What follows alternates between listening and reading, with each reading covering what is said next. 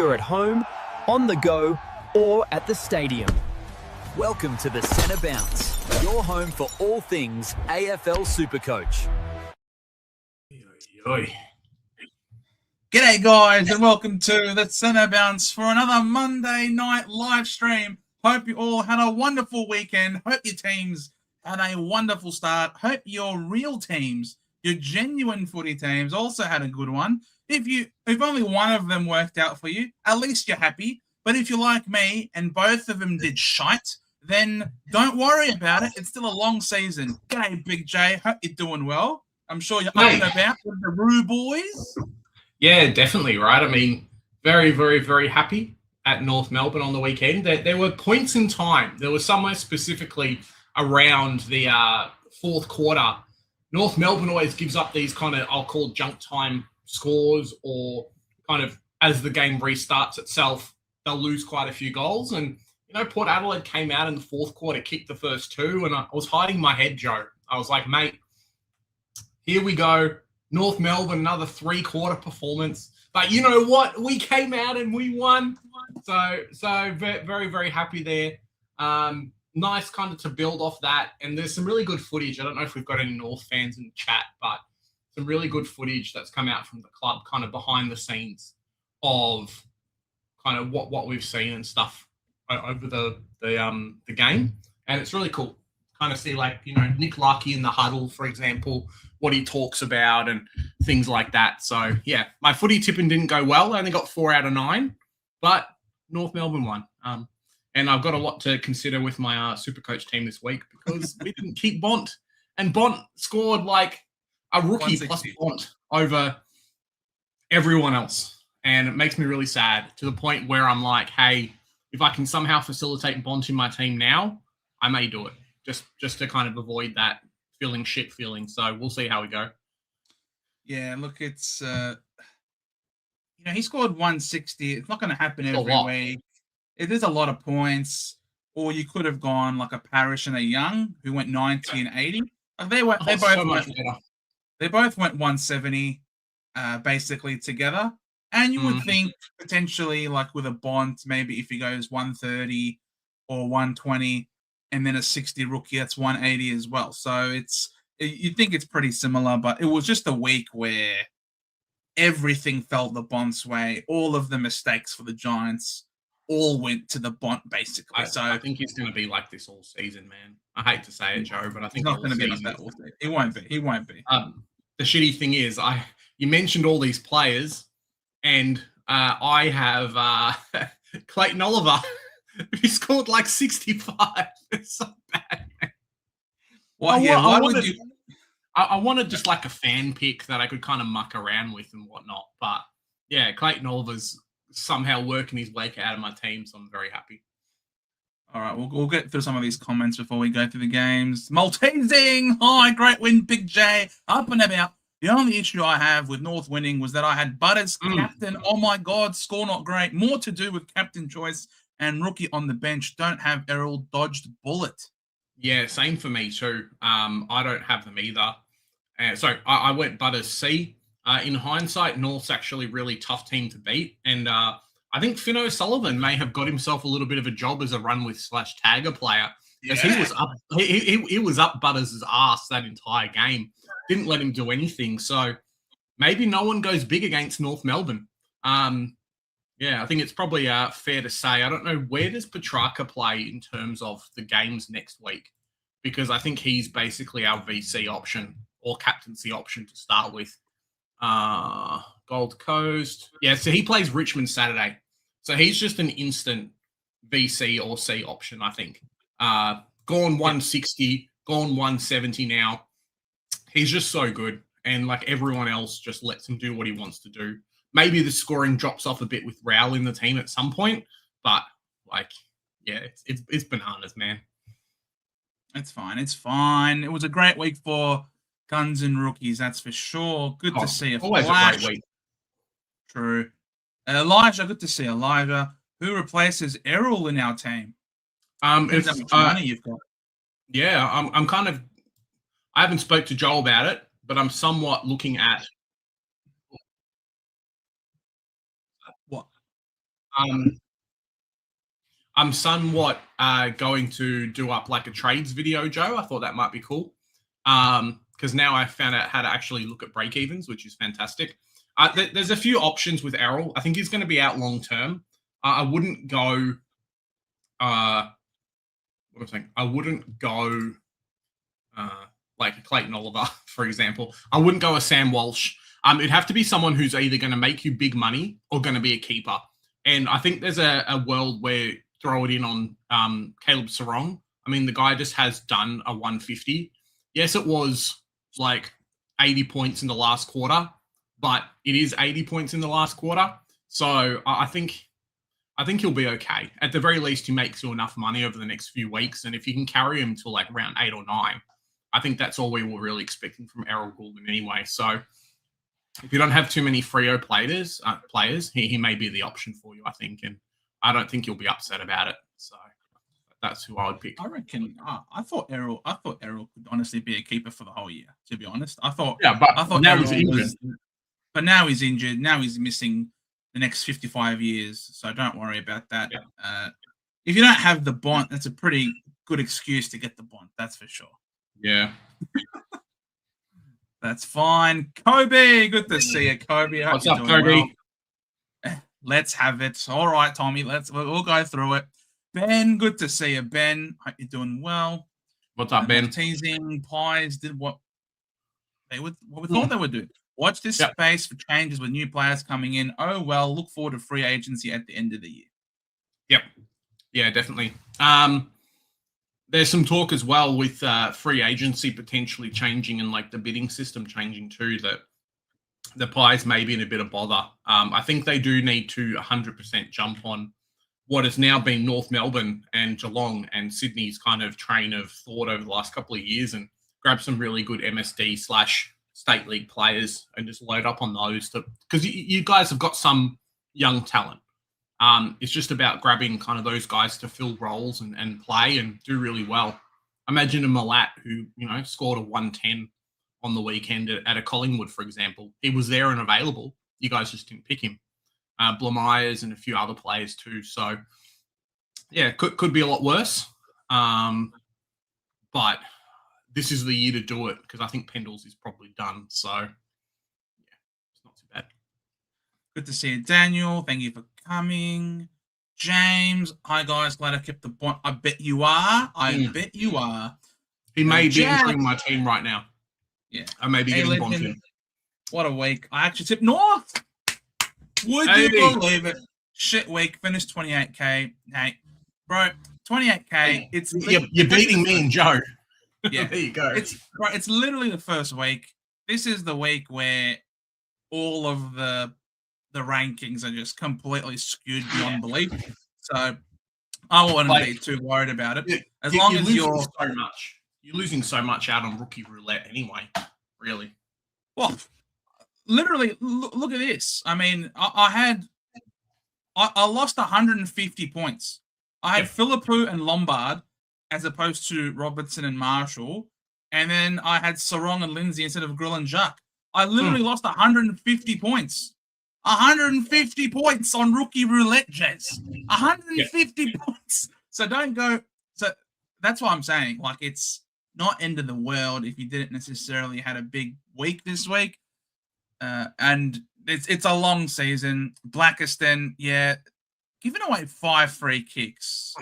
It was a bad game. Definitely sucks. Like, giving away 5 free kicks. And holy shit, how tall is Ned Reeves? It is insane how tall Ned Reeves is. 211 centimeters, man. And Blackiston, pretty big. And Blackiston was still getting first hands on it in the centre bounces. That's how big of a leap Blackiston has. Unfortunately for Lockie, he had a great start to the game. Yep. But then we messed around with Darcy Parish. We completely screwed this guy over. He was centre bounce. He is a centre bounce midfielder. Brad Scott, I know you watch this, you son of a shawarma. Why are you dicking around with Darcy Parish? The guy started like a house on fire had 10 disposals, was lowering the eyes. Why is Darcy Parish getting less centre bounces than Roberts? Mm. Like, what are you doing? Like, we haven't seen Darcy Parish not play as a centre bounce player before. He's why clearly not are the you? future, Joe. I don't care. He's 29. He's not 35. He's 29 years of age. And he's had an absolutely flawless preseason. He has not missed a session. Hasn't got the tank at the moment. Yeah. He's still young in his career, and he's still got a lot of work to do to build his tank. Yeah. But the guy's had a flawless preseason. So what do? We park him at half forward. And of course, as soon as Parish went out of the midfield in the second quarter, what happened? They started to smack us around the ball. And Brad, you're hopeless, Brad. You are actually hopeless at this game. So unfortunately, Blackiston ended up losing a lot of the hit-outs. He struggled with the hit-outs to advantage, I should say. And then around the ground, in terms of the stoppages, the other guys were just too big for him. He's not strong enough. He's not strong enough to hold his own in the stoppages. So it's a little bit, it's unfortunate that they named two rucks, two big boy rucks. Well, it was 100% planned. And because Sam Mitchell was at our practice game. Sam Mitchell saw how impressive, I'll just say, Blackiston's athleticism was. And, giving away 5 free kicks, he could have ended on around 80, and you'd live with that at 295k. A little bit unfortunate that, he gave away those 5 free kicks. Now this 62 is in his system. You'd hope this week against Byzantini that, hopefully they don't double ruck and he could do a bit better. But I think Blackiston's going to be in my trade plans. Yeah.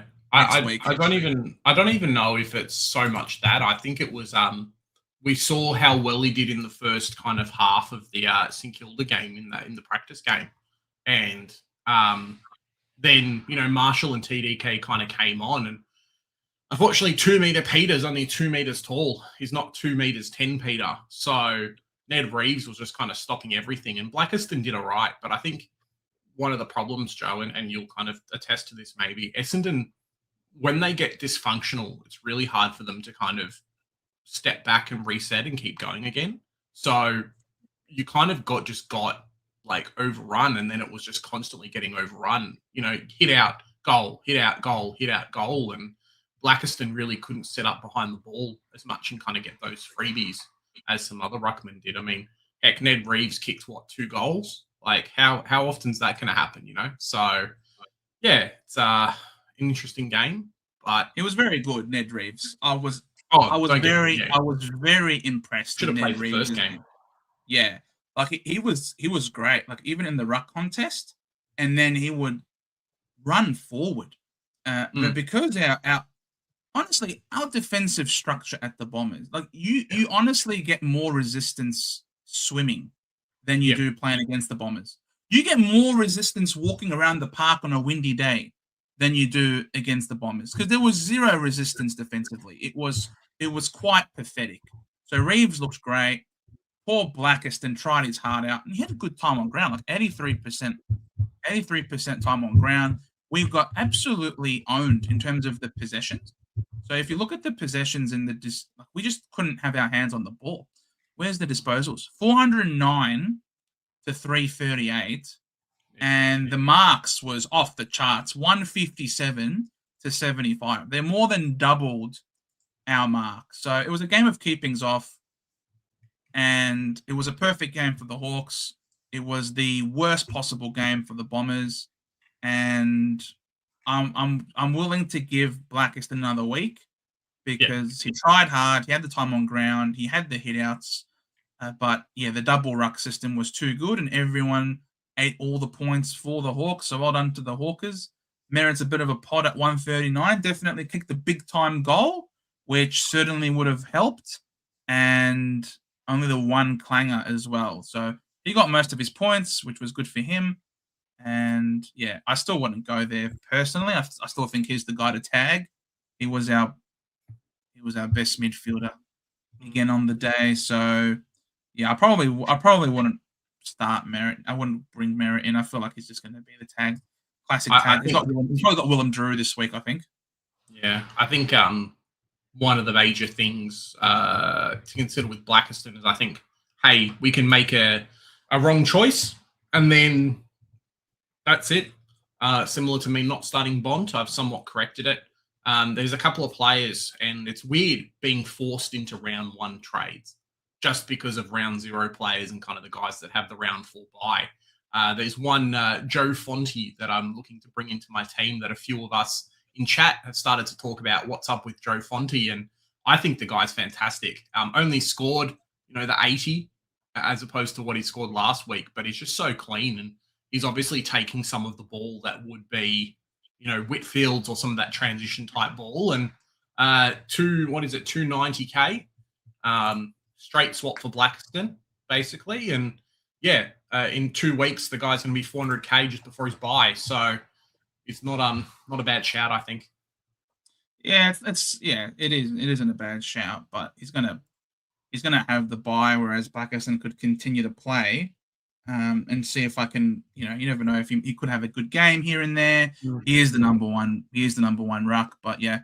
Did I click on Iden or Fonte? Yeah, Fonte there. So no kick-ins for him. He's sort of a bit higher up the wing. Look at Ash. The thing is, there's 3 of them. There's now Ash, there's Fonte, and there's Whitfield. He's only a cash grab, right? So that's just the way it's going to work for me. If I bring him in, I think I've made a bit of a play. I'm going to bring him in, get rid of him maybe round 4, or keep him on a little bit longer because I don't have many round 4 players. But I think just a quick cash gen to kind of reset the team and whatnot might work out okay. 3 clangers for Whitfield. It's he just wasn't there. Yeah, it's unfortunate. There's just too many chefs in the kitchen, I think. Just too much being shared. Lockie Ash had a really shit first game. Yeah. And Fonte had a really good game, and Whitfield cracked the ton. But now this week, he only scored the 70, whereas Ash scored a 136 and Riccardi and Fonte was in the middle. So it just feels like you never know on which given week which 2 of Fonte, Ash, and Whitfield will perform. It's almost like there might be just a bit of a round robin where the points are just shared between those 3. I was just saying Whitfield, Ricard is the other one too, someone that's just come out of nowhere, and he's obviously doing second ruck, but 2 scores of like 100 at 370k in the forward line. You can do a lot worse, I think. He's only got 58% TOG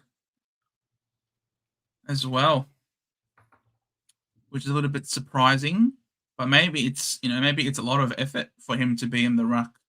So yeah, 41 ruck contests. Blackiston had over 50 ruck contests and more time on ground. It's a shame. It's just a shame that the ruck run for the Bombers is so difficult. Mm-hmm. Yeah, might have to trade him out. Ben was at the G yesterday. What a win. Absolutely. It was a great win by the D's. And the Saints who splashed the cash.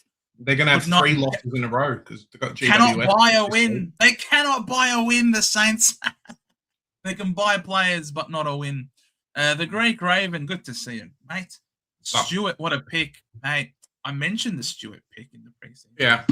I think a lot of us has just been burnt by him. I mean, what is he, 400k and 500k, 2 100s, or at least a little bit over 100 now. And yeah, a lot of us have just, in general, kind of been burnt by him. So no one really jumped on him.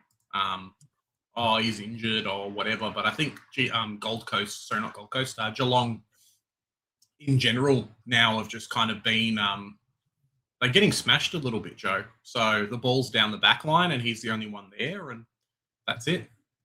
He's still the man. He's still the man back there. Like I always say it, that there are some people that are tyrants in the back line. Tom Stewart is one, Sinclair's the other one for the Saints. Like, you give them the ball. If you don't give them the ball, you're dropped next week. Yeah. He's borderline. He's the bully coach. Yeah, he's basically the player coach. If you don't give me the ball when I demand the ball, you go on to the twos next week. So Tom Stewart is just that kind of guy, and they're the types of people that you want in your team. You want the ball. You want the ball hogs. You want the 5 out of 7 kick in. You want the 7 kick ins. You want the switcher of the play, the quarterback. That's who you want for your defense. And I think at his price, he definitely presented value. But like you said, age and a lot of people getting burnt over time. But yeah, it was what a comeback. I actually tipped the Dockers, and what a comeback by the Cats to be as far down as they were, to come storming back. And it's pretty funny that Longmuir was blaming opening round as the reason. Dumb. He blames opening round, and then guess what, mate? I wouldn't talk too soon. Crows, they didn't play opening round, and they won. Yeah. And then Melbourne neither did Port, though. Did Port play last week? No, they didn't. No. Yeah. But the Saints played last week. Yeah. I think I wouldn't put it down to that. I mean, like, how often do you give up like a 40-point game, like a 40-point lead? Really? I think there's a lot worse than that happened, and that probably could have happened and stuff like that. So, yeah, more of a, hey, Freo did the wrong thing. But you know what the issue was, Joe? I spoke about it a little bit in my team review. They just stopped giving the ball to Jordan Clark, giving it to Warner and stuff like that from the kickouts, and just was a little bit of a liability, I think. So hopefully that kind of changes up, and Longmuir is not such a douche, because I like him in my Supercoach team. And yeah, that's it really. So we'll there's some players, there's some coaches that you just I don't know. There are just some coaches that I feel that you just don't want to trust any of their players. I feel that way about Longmuir. I'm feeling that way a lot about Brad Scott too. I just don't want to pick players who play for these dud coaches. Do you think it's kind of like, hey, there's a bit of a pressure for them to start winning, so when the game's on the line, they try and make dumb decisions to keep themselves like in the hunt? Like, oh no, we're getting smashed here, let's move players around and do all these things and whatnot. Well, you have to make adjustments because they came out hot, they came out really good, but then obviously the Cats have responded. So the Cats adjust. They adjusted to how Freo plays.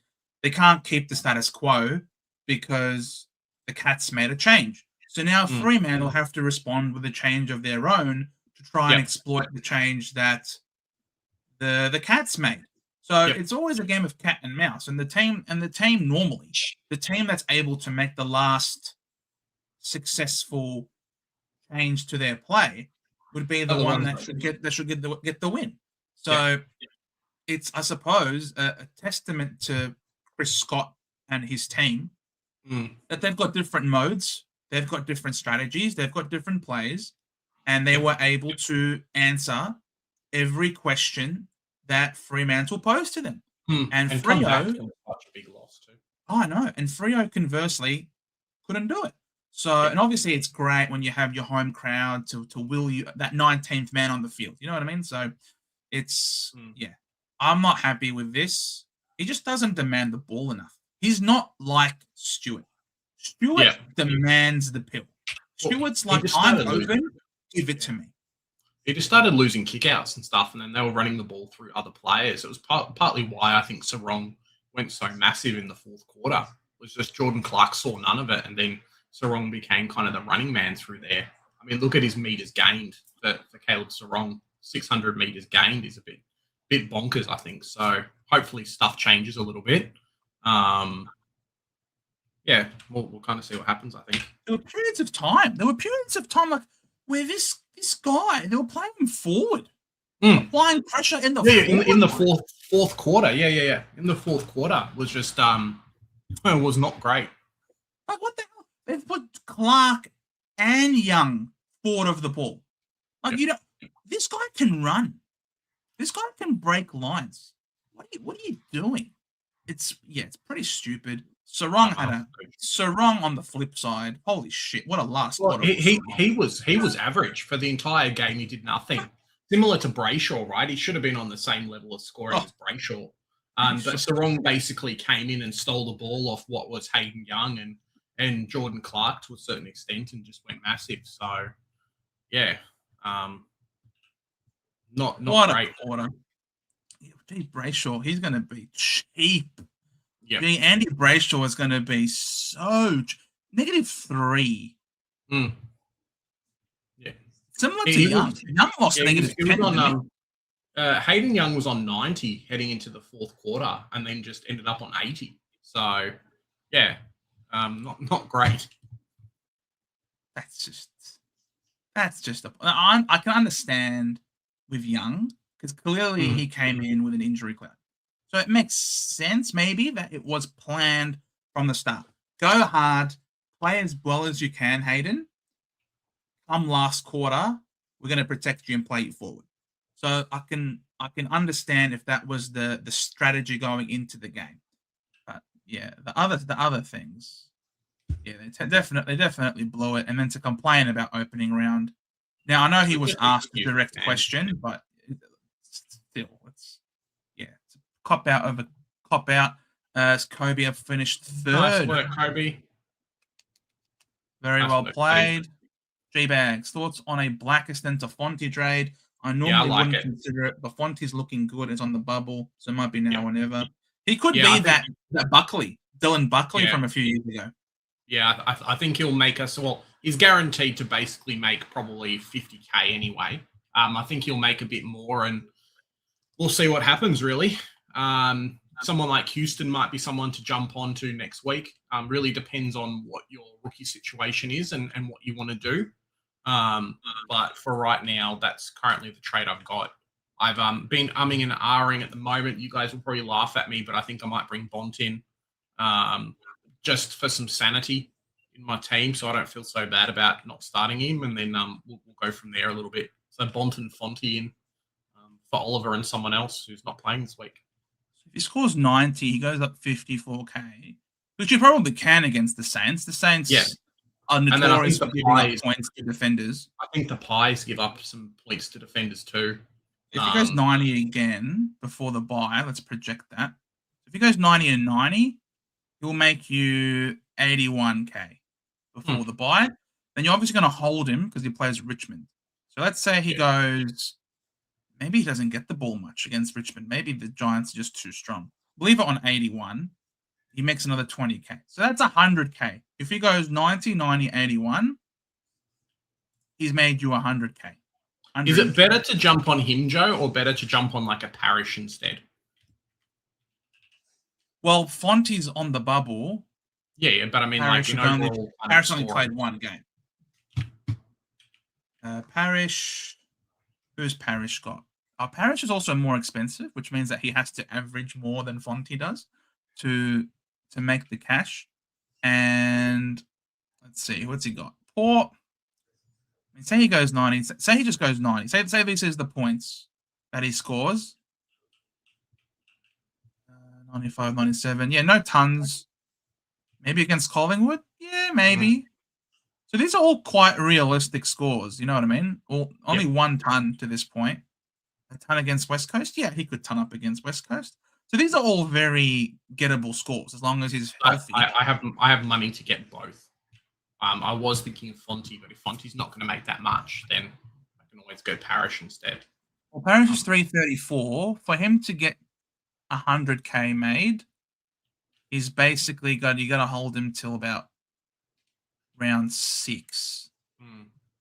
He's on track. Really? He's on track for first upgrades with DPP to make you his 100K come round 6.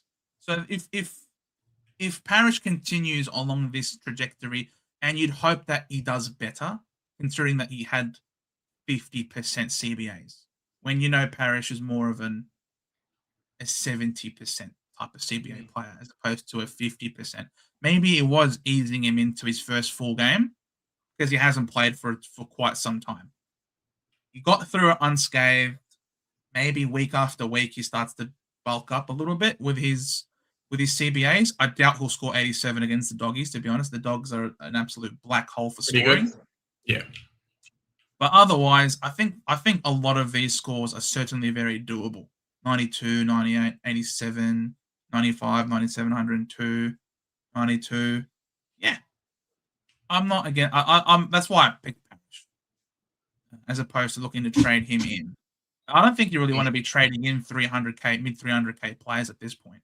I think you start them, and then you're looking to just keep bringing in guns and rookies. I feel at this point, unless which is why has failed, which is why I want Fonte. Get him. Yeah, if you like him. Yeah, I think it's fine getting Fonte. I just hope that he's not the one to score 60 next week. Well, even if he scores 60, he'll still make you a little bit of money. It's not the end of the world. If he scores 60, what does he make? He scores 60 points. He makes you 41k. And then if he has a nice game against Collingwood, say he goes back up to 90 again, just out of the blue, he's made you just under 60k. Now, I'm not saying he will score 60, but it's just been the last 2 weeks, someone scored bad. So if we look at the Giants in round 1, or should I say in opening round, the Giants it was Ash. Lockie Ash was the dud. Yeah. In opening round. He scored 69. Okay. This week, it was Whitfield who scored 70. So, if they're going to take turns, it could be the week where Fonte has the bad one, or maybe Fonte scores 71. Who knows? But look, the break even's low. So I think you can go there. Mark, oh my God, hi guys, bloody great stuff. But what's up, Mark? Bad. Great job, Ruse. The bad, Big J, no faith in your team for the first game of the year, and you tight ass, you stay at home. Yeah. I was just busy. It was Sunday. I had church. I had a few other things on. Didn't particularly want to go and watch a North Melbourne slaughter if that was what was going to happen. Obviously, it didn't. I need to get someone to go with. Maybe Corey if he's going to go. But I might try and get some people to go to the North versus Essendon game show. So that'd be a bit of fun. Yeah, I got Palm Sunday, unfortunately, commitments. Yeah, you'll be Poet, busy. you know it. Is that a Toblerone? You've had this question before. I'm pretty sure. No, this is a new picture. Are you sure? That's a Toblerone with a giraffe and glasses sticking out of the earth. There's a sun. There's a face in that earth, and a satellite. And this is This is a very intriguing profile pic, and I like it. You keep doing you, good sir. My team sucks, mate. It's a long season. Don't worry about it. Yeah, you'll get better. The beautiful one piece of advice for everybody.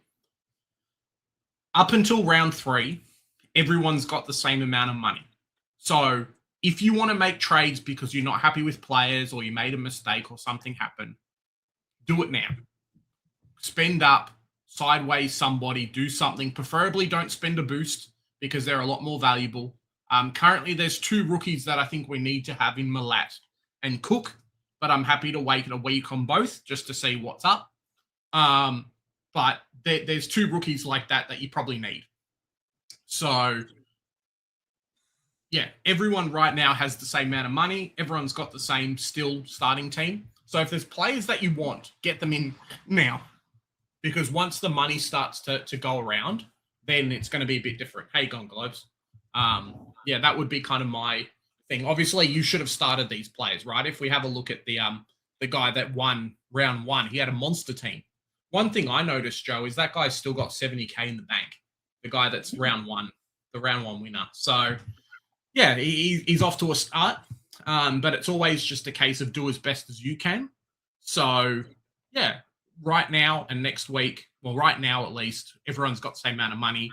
After next week, prices and stuff will start to change for some players. So don't be too wary of, hey, I made a mistake. I want this particular player. Bontempelli is going to go humongous. He's still only like 25% owned and may not drop a lot in price considering he just popped out of 160. So, it could be that kind of battle signs, hey, get him in, otherwise you might not be able to kind of situation. We'll see. Flag Ruse 26, good week. Finish in top 600. Well done. Seriously wanted to trade Walsh for Dogger. Got talked into Walsh last minute and regretted it ever since. Always had Dogger. Is it too crazy a trade to do? No. And that's what I was just saying, right? Put in the players you want to play. Get the guys that you want to pick. Because right now, no prices have changed. After round 3, his price will go up. He's obviously a very good player. And then it becomes a lot more expensive for you to get him in. So, yeah, I would be saying it's okay. It's not the end of the world. If you like the player and you like the run and obviously he doesn't have an early buy, I'd say go for it, man. Just do it. Be happy. You've got to live with your mistakes in Supercoach and your decisions. And are you really going to be happy living without him in your team for the next, 12 weeks until you get him in? Maybe not.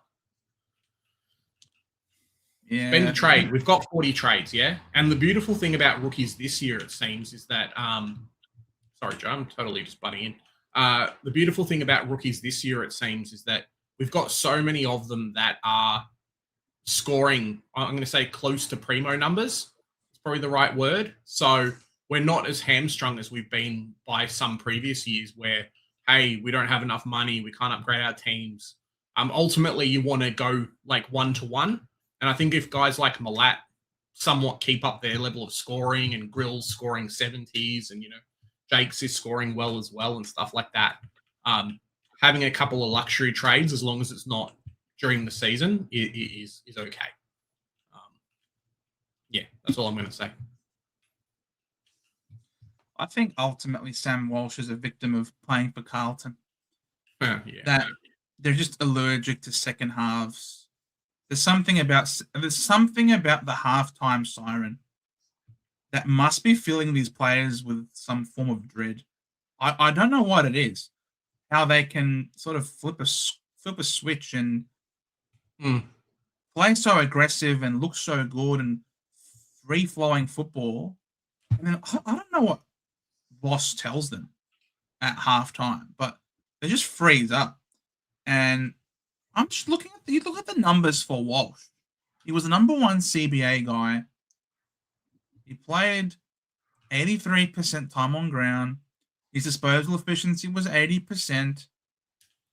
So, there's a lot of good things to see. He tackled 5 tackles. There's a lot of good things to see. He definitely was burnt quite a bit early on in the piece, streaming forward in plenty of space, but his teammates didn't give him the ball for some reason. Don't entirely know why that was the case.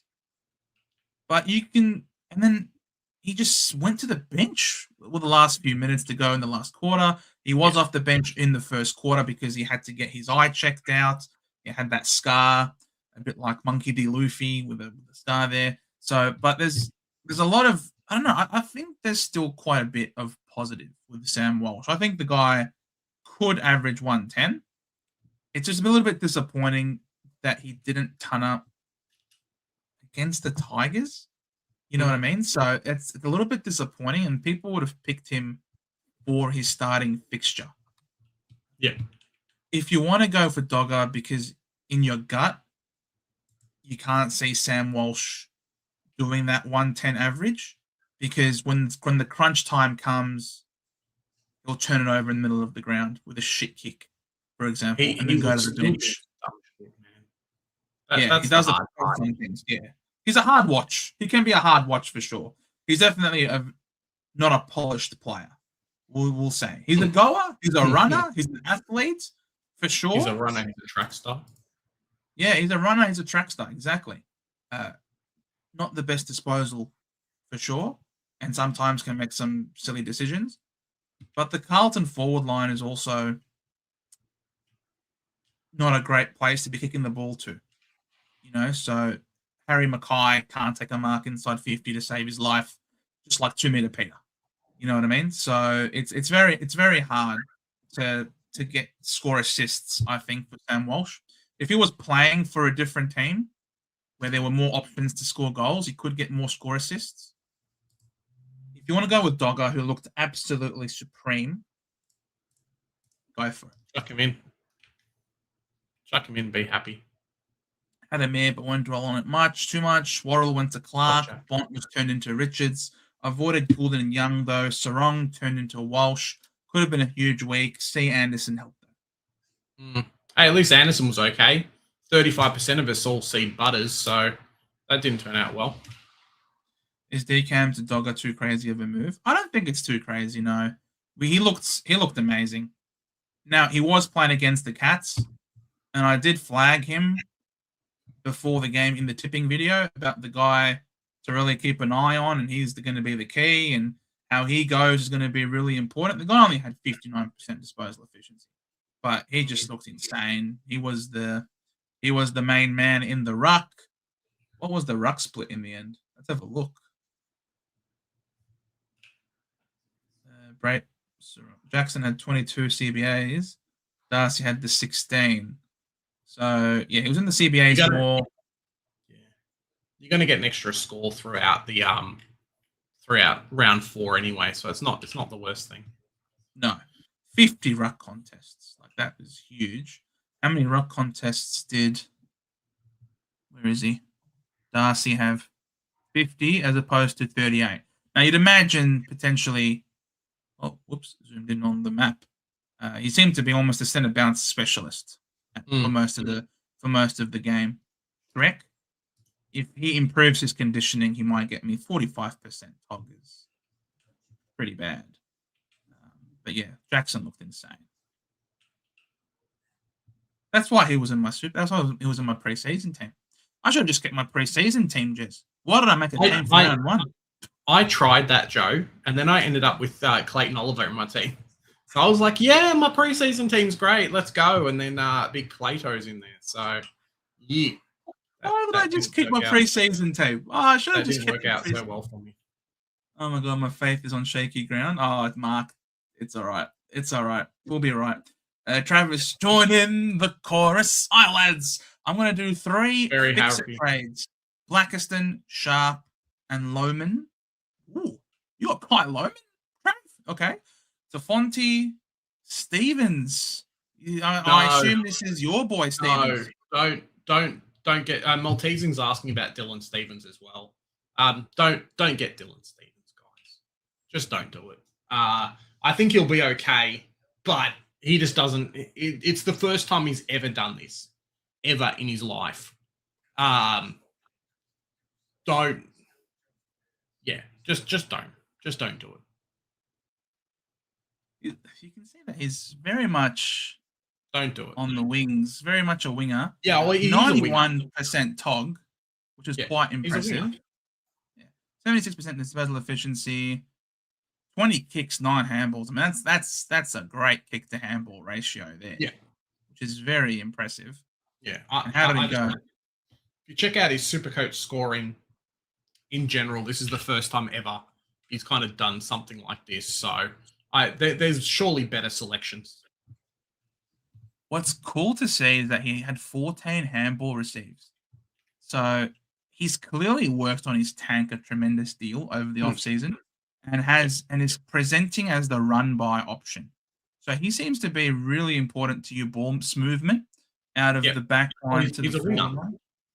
But yeah, he's not just a defensive winger though.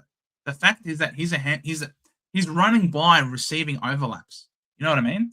It's you have defensive wingers who a lot of their job is to just run back and try and help in defense, but he's literally running up to the ball carrier, demanding, and they gave it to him 14 times. That's a really good sign.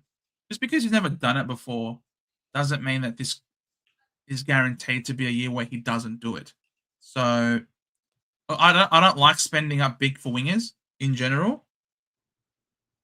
I don't really like spending up big for wingers. How much is Stevens? Let's have a look. Like, can we give some better alternatives? Guys, get off Facebook. Guys, get off Supercoach. Can you all get off Supercoach for a second? We're trying to do a live stream here. That's the way. Dylan Stephen. Maybe if I write his full name. No, it doesn't do jack. Can you guys get off it, please? It's Stephen and Simpkin, the two wingers, and he also kicked the goal. Yeah, it was, yeah. He had a super game. I'm going to refresh this. Maybe that will work. It's either Stevens or Parrish. Oh, Parrish has the better role. As an inside mid. I just can't believe Roberts had more CBAs than Parrish did. That's just bonkers to me. I can't believe that. Just scroll up. Some people are doom and gloom with their team. However, there are great opportunities to change things around. Yes. Only sads for me. Not choosing Fonty. Oh, well. Will change this week. Should have gone with the gut. Happy with Reed. Harley Reed. Maybe Murphy Reed. Murphy Reed did all right too. Oh, I didn't even see that. Let's have a look. Yeah. Murphy Reed did well. Murphy Reed scored 89. Yeah. I think Harley Reid did around similar too. Yeah, definitely Maltesing 100%. As I've been saying, next week and the week after is when prices start to change, and that's when potentially you can be a little bit upset and feeling behind. But this week especially, probably don't spend a trade if you don't have to. But yeah, you can definitely make a couple of changes if you want. And, I think a lot of us, Joe, are 95% happy with our teams. It's really only one or two players. Dylan Stevens, 327K. To be honest, I would rather go Finn O'Sullivan for the DPP. If you were desperate to pick someone, Finn O'Sullivan's going to be a superstar, man. Like an absolute jet. I think Dylan Stevens, this is probably his best game of football ever. Ever. So, yeah. Quarters out until July. Yep. He's out for a long, long time. Oh, great. So the bloody NFL will work, but the AFL doesn't work. Yeah, mine just loaded. All right, there we go. Managed to get back in again. Should I keep the Pooh and Marshall for now? Marshall, they've said it's the rolled ankle, apparently, but I think Marshall will be fine. At the very least, I would keep Philippou just for now. And then next week, it may be a case of, okay, trading Philippou plus whoever else in your midfield. Currently, I've got Selwood to Murdoch and Cook, if Cook has another big week. So a lot of us have a Dev Rob on the bench or something like that. We've got some form of bench cover. It's not the end of the world. I think you can get away with 1 week holding and then look to trade if you want to. Interesting thing came out, though, Joe, this week. I don't know if you heard, Joe, but Philippou apparently re-signed middle of last year and he's on getting some money. What do you reckon? Wonder how, and you wonder why the Saints weren't able to carry through. Who would you rather? Yeah, to get Leaker on good money or Philippou? They left poor Leaker at the altar. They took him all the way up there, almost married him. He promised, yes, through good times and bad, till death do us part. So dumb. Or we pay all of our players too much money and can't afford to pay for you anymore. Bye-bye. Sorry, Leaker. We screw you over. Yeah, I mean, well done. Classic St. Kilda. They can pay for players, but they can't buy wins, unfortunately. So, yep. Yeah, I don't know why they're not. And Kingy raised this, and I like this call from King. Honestly, why are they not giving this guy more time on ball? Max Hall. Yeah. Well, this guy is a gun. Yeah. He's a gun. This guy just gets involved in the play and he just makes good decisions. He's clean. He's tough. He knows where the scoreboard is. He's a hard worker. This guy's got it all. The only thing he doesn't have is height. But outside of that, he's got everything else that you basically want in a footballer. He is a gun. King said that Hall is their second best player. Yep. It's a big call, but who would you have? Nass number one. Who would you have, Sinclair or Hall as the second best player? I would 100. Like, there's talk. Obviously, Nazar, I think Hall at the moment is like, let's pretend, right? I think he's number 3.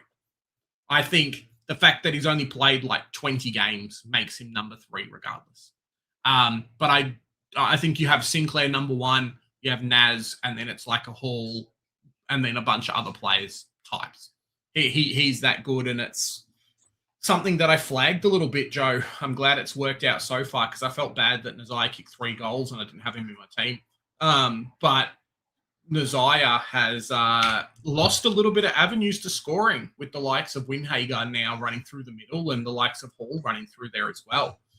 2 sub-100 scores back-to-back at 600K means he is going to drop in price a little bit. Sinclair was the ticket, at least for right now. And, it's not the end of the world, but it's not great. So, we'll see what happens, I think. It's been terrible coaching by Ross the Toss. It's been very... Cal Wilkie never gets the flowers he deserves. I think Cal Wilkie's actually... Yeah, all Australian from last year. Yeah, I think Cal Wilkie is their most important player. I think he's even more... Sinclair. Sinclair's too good. Bro, yeah, this Cal Wilkie has saved St Kilda time and time again. Like, I don't know where the Saints would be without Cal Wilkie, personally. I think he is so important to them, and they have no replacement for him. If Sinclair went down, they can put Nass behind the ball. That's not a problem. If Nass goes down, he's basically playing forward anyway. So there's no big deal. They've got Flying Ryan. There's a really good comparison that as well, Joe. If you look at Brisbane, who didn't play this week for Brisbane and who got slaughtered for Brisbane. It was one H Andrews didn't play, similar to Cal Wilkie. One of their most important players in Brisbane just got shit on. So some nice comparisons there, I think. Yeah, but it wasn't just McCluggage though. I think they're obviously missing. I know Harris Andrews is also a massive out. Harris Andrews is one of the best 2-3 player defenders in the league. Him. It's him. It's Wiedering. It's Comben. Get Comben up there. Yeah, man. He was good as. Yeah, he did look very good. Already got Sarong. Excellent. The trade video will be good. Very cool. Alrighty. Causa Legends had a bloody good VC. Lombard instead of Robertson. Well done. You've absolutely killed it. You always have a great start, Causa. You are an inspiration to us all, mate. Well done. G-Bags. Jacos, Ash, or Blakey worth considering after their buyers. I have Clark, and it looks like I may need to get rid of him given his poor performance. Yeah, it's something that George has brought up before, I think in his team review or another time, talking about how we're kind of gifted a little bit with Jordan Clark not having the best 2 games, and then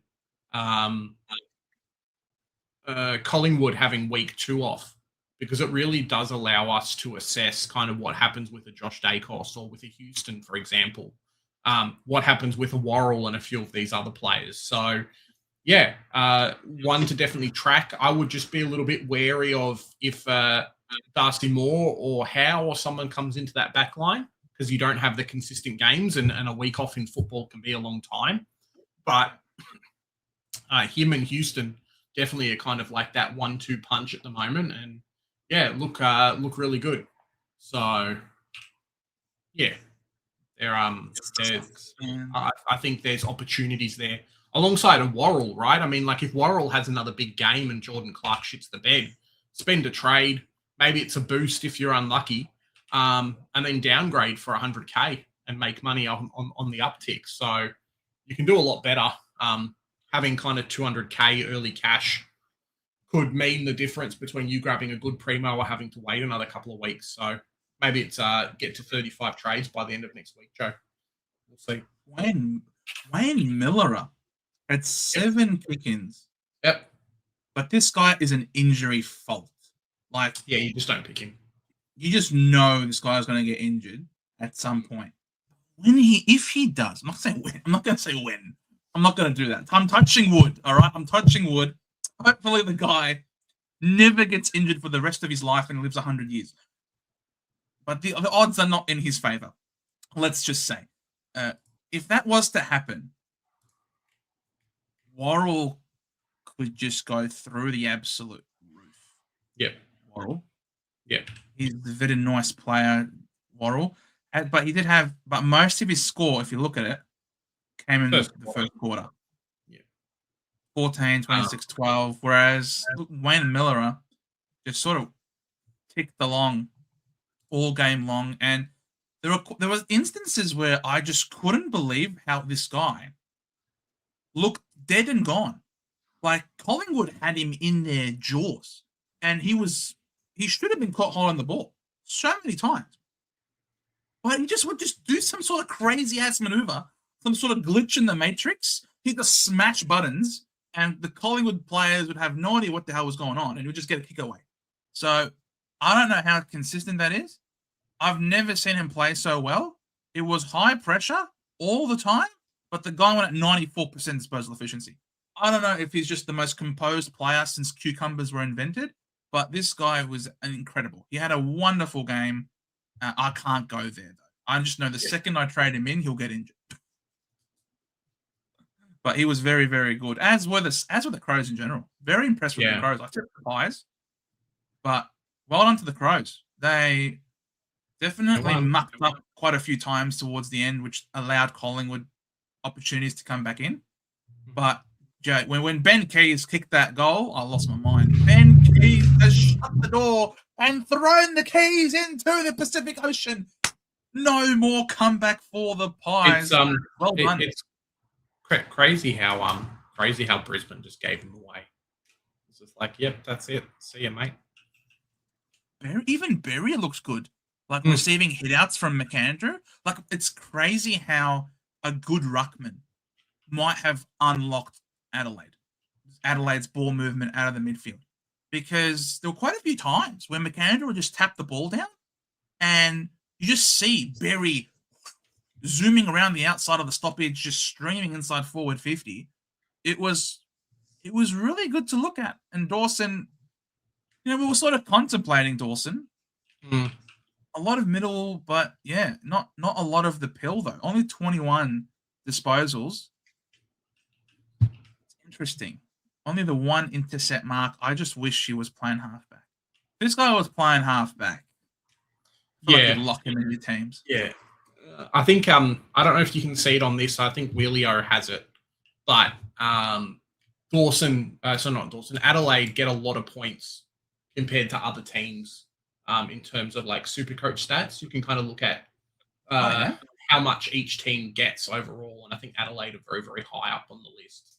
So, it helps us out with Supercoach. Oh, yeah. I get what you mean in terms of so fantasy ranking. Point. Yeah. North, Gold Coast. So that's just the winners, though.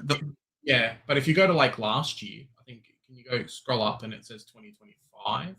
And that's a bit more of an even. I mean, it is still last year, but Adelaide generally get a lot more fantasy and Supercoach points than the other teams. So kind of means that there's more 100+ scorers, or at least a little bit more even, I think, than some teams. Yeah, it was a very entertaining game.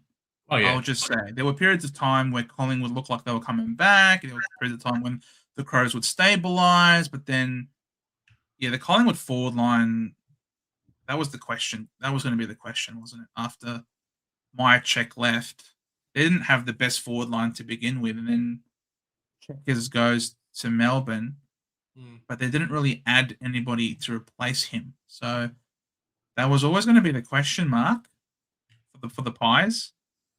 So, interesting to see how the rest of their season goes.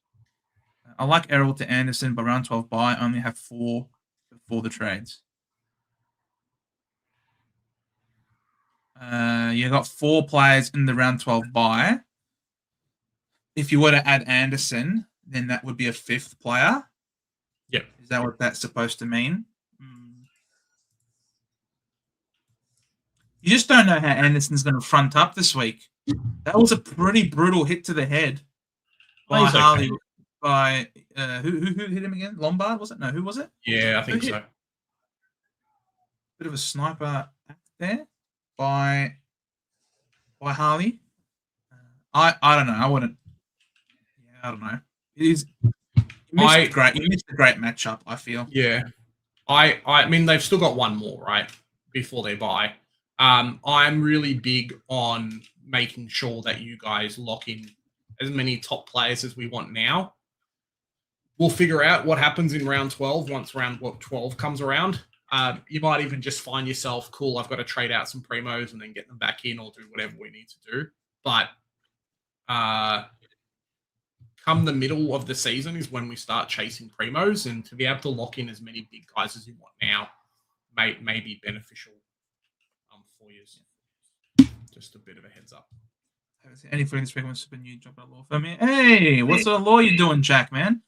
Jack. The Lions look shit. Never saw any minutes. I didn't watch the game either. Yeah, two bad games for Fagan. Hopefully they can fix it up and do that. I mean, Joe and I kind of flagged that Harris Andrews is the number one defender for a reason, right? But at some point you keep culling your team because people want to leave for big money. Something has to give, and maybe that's a little bit of what's happening now. That VFL gap, you've lost a couple of guys down back, Starcevic, Harris Andrews and stuff. Are you slowly starting to lose all that amazing depth in those key positions that, when the bad times happened, that you guys had the coverage for? So, yeah, bit of a question mark at the moment. They've got Tom Doday to come into this side. The Lions will be fine. The Lions are stacked. And they're playing against the Red Hot Swans at the SCG. And they had a lot of changes this week, the Lions. They'll be perfectly fine. There were question marks over them last year. But whenever you have a question for Brisbane, they just come back and flex all over you just to remind you, nah, we're right. We'll be fine. Don't worry about us. Just worry about yourselves, you pricks. So, yeah, Fagan's got the boys. They'll be perfectly fine. Gorn, have to thank you guys. Got rid of Sid Draper and brought in Pitane with the cash I had left. Just lucky. Pitnet's been a bit cheeky at the moment. Two really good games, Joe, for Mark Pitnet. It's pretty funny. Yeah, Mark Shitto. He's been very dynamic, I feel. He's been up and about. Pitto, 110. He kicked 3 goals in opening round, another goal, 1 last week. So, yep, pretty funny. Pretty funny. On you gone mad. You might have gone mad. 3 trades and the Bont now that it's not listing the guys the Bont in. Okay, I guess that just means to say you're not going to listen to anybody else anymore. You're picking the Bont. You're bringing the Bont in using 3 trades. Fair enough, Mark. You do that, mate. As a North fan who didn't even pick, North was electric. Absolutely. Look, I think a lot of North fans, right? A lot of it's like Supercoach. You pick the teams you think are going to win. You don't necessarily pick your favorite players. I think that's the same with North Melbourne fans, and I think a lot of North Melbourne fans will be like, "Yeah, cool, we won. You didn't pick us, but maybe next time, we're playing. I think we're playing West Coast this week, so I'm definitely picking them for them." Oh yeah, 100%. Flash, should I trade in Jackson this week and Bont after his bye, or Bont now? I feel Jackson against the easy mid should be good, and Bont is defo getting tagged now surely by Adelaide. I don't think teams can tag him, to be honest.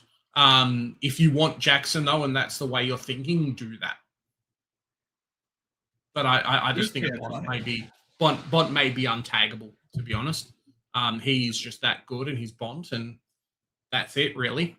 Who do Freo have this week?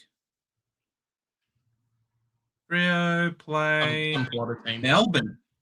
Yeah, so it's Jackson versus his old boss in Gorn. Max Gorn. We'll see how that's that right. goes. But, yeah, I like that against his old boss. That's pretty funny. It's the right way to go, yeah. Bontempelli doesn't have a price rise or a price change after this week. So Oh, no, he does. He does. So this week, I don't think he'll go up. But, yeah, interesting. Interesting to think What about is the Bont? Let's see. What is the Bont's break even these days? Bont, Marcus, break even of 127. Could go And up. that's the thing. Like, literally, at someone who's $707,000, like the guy just dropped the 160, and his break even still 127. Like, his break even is still higher than what everybody else is going to average for the year. That's just by virtue of the high price.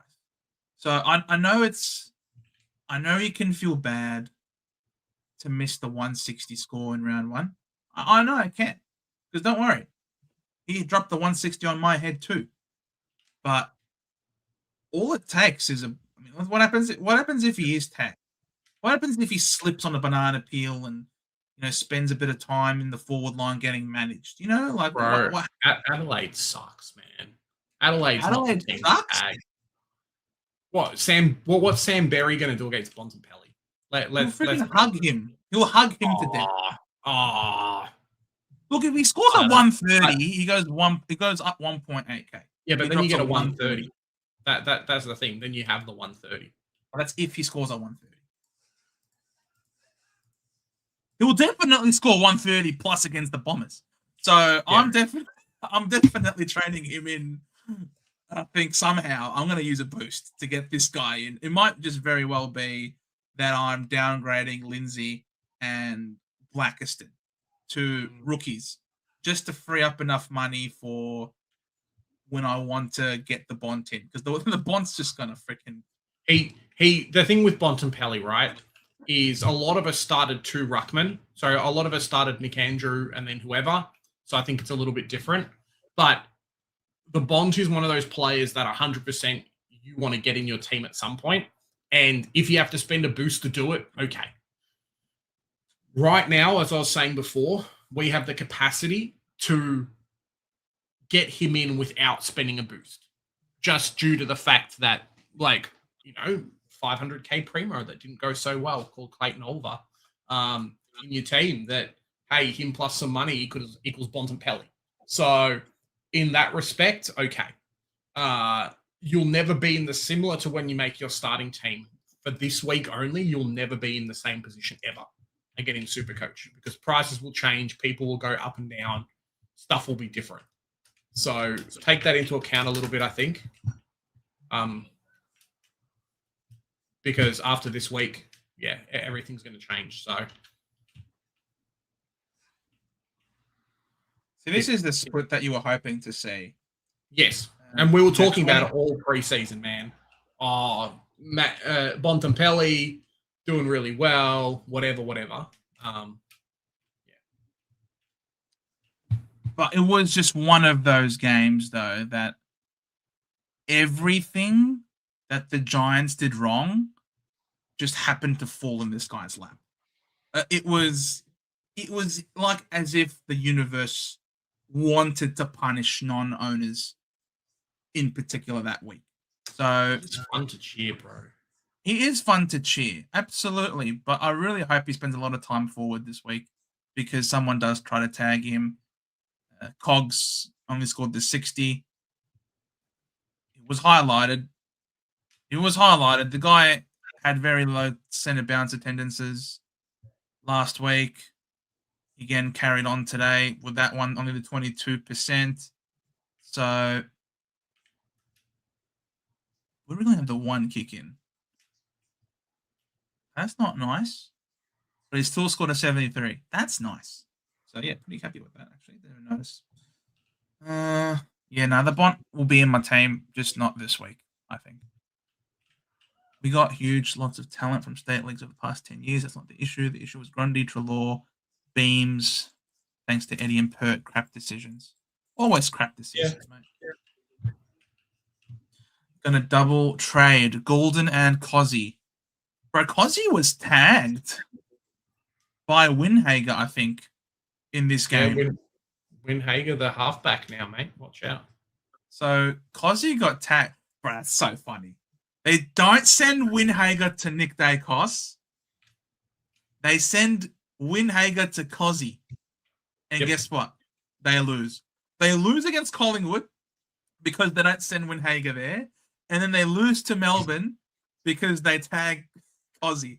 It's been a shit show of coaching from Ross the Toss this year. Would you fellas bring in one of Bont Sherry? I wouldn't be trading in Sherry. He was a terrifying own. Like, I was watching this game. The guy didn't have a hit out in the first quarter. It was great. It still managed like 130. Well, he was lucky that he was playing against Vizentini. Let's just say that. Because he was able to have repeat stoppages. So he was able to hold off on him, get front position, tap it down, tackle, all right, ball up again. So he was basically cheesing the system. He knew he was getting cooked in the middle. He knew he couldn't jump, and he knew he was struggling for hit-outs. So what did he do? All right, let's turn this into a slugfest in the stoppages. So I don't know how successful that's going to be against other experienced rucks. Let's just say he'll take advantage of the young ones to try and bring it into a scrap around the stoppages. But he is not going to be a top 2 ruckman, I don't think. Oh, I reckon he's still going to be very good. I think there's better players though. He'll drop in price at some point pretty quick. I think there's some better players that you can go and select, and you'll be happier. Like English is definitely the safer pick, for sure. I think. And Jackson, apparently. And Jackson. What do you reckon? What do you think about this man? Yes. Is he a realistic option? I don't know if there's enough people are talking about him. No. Why not? Look at that heat map. I know. Well, he to be honest, he has moved to halfback now. He did it in the Collingwood game. He's done it now. But me personally, I don't know if I can trust him to do it every week, and that's why he's a no from me. I don't know if I can trust him. I think there may be better players to select. Hence why I don't advocate to put him into your team. Honestly, because you guys, North Melbourne, are notorious for bringing in mature age players and playing that halfback role. Well, Zeeble and Hall for a while. Yeah, I know, but you just love. But Zeeble played like his whole career at North Melbourne. Yep. And it was in the later stage of his career that you guys placed him behind the ball. Aaron Hall, when he got older, you put him behind the ball. It was the best duo, the best seagulling duo of all time. Aaron Hall and to Jack Zeeble, back to Aaron Hall, back to Jack Zeeble. Like it was the glory days, and they were both selectable in our forward lines, which was even more hilarious. So, could Luke Parker be the latest iteration of the old North Melbourne player who just goes behind the ball and pegs it up? I don't think we'll keep him for that long of a period of time. I don't know if he's just playing there because the role's really good, or if it's a case of McKercher's like a little bit underdone.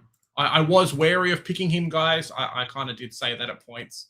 But yeah, I don't know if it's a case of that's the reason why, or if McKercher's just a little bit underdone, and that's why we're not picking him like to play a full game or to do so much to start with. So if it works, right? Luke Parker loves a tackle. That one thing I did say in Discord though, Joe, was Luke Parker has to play, right? So let's pretend Luke Parker has to play. So we need to find a position for him. We have a few young kids coming through that I think play better in different positions. So where do we put Luke Parker? He can't play forward. When he plays forward, like a Curtis or a Doveston or Larky or Zerha or one of those guys gets kicked out. He can't play midfield because then one of our gun midfielders doesn't play. So where's the only other spot you can put him on the team? Either the bench or like halfback. So it kind of leads to a case of, well, he might actually get to play halfback for a while because we really don't have anyone else. So potentially he just plays halfback. But I'm not advocating for people to spend 300K on Luke Parker in the halfback line. Like that's a bit too heavy for me to do. Bro, that you've just made it more enticing for me. Yeah, I know. That the role could stick. He'll play, and I think the role will be there barring injury. But I, in good faith, cannot say spend your money on Luke Parker in that position. Like, I just can't. I'm sorry. Because McCoach looked really good. Streaming inside forward 50, hitting the scoreboard. That's how it goes, man. He's quick, yeah. You gotta put those fast, quick players in those kind of positions, like 100%. That pace is the name of the game now in the AFL, and those running players are the ones you want, right? But in good faith, I just can't do it. Well, we get the beauty is we get another week to look at it before his price changes. Yeah, and you sort of mentioned potentially McKercher being underdone. His time on ground was quite the guy's played no preseason at all. Yeah. Like I don't think McKercher's played football properly until like from January onwards, or even middle of January. I think he did his finger. So it's been a fair while. And you could tell there was a few fumbles when he first tried to grab the ball. Like you could clearly see that the guy was a bit out of touch in terms of the clumsy, the rust. Like he was like spending the ball before he truly got it. So yeah, he'll be better for the run. But that goal when he had the fumble and then LDU comes in. LDU had a great game. I think LDU I thought his impact was better than 104. What he ended up scoring, only scored the 104, but so it had the McKercher fumble, and then LDU comes in, sweeps and gets the handball over the top to Zerha, who then fires that short handball to McKercher, streaming inside forward 50 and hits the low drop punt. That was slick. That was North ball to a T. Absolutely loved that. That's probably the one moment in the game that sticks out to me. In addition to the Comben long bomb after the 50-meter penalty, that was a nice goal from Comben. And he loved that celebration as well. Merit 3% pod. Anyone who picked him, I say nice job. Correct. Yeah. You can still jump on him now if you want. I think Essendon's going to be in a little bit of bother.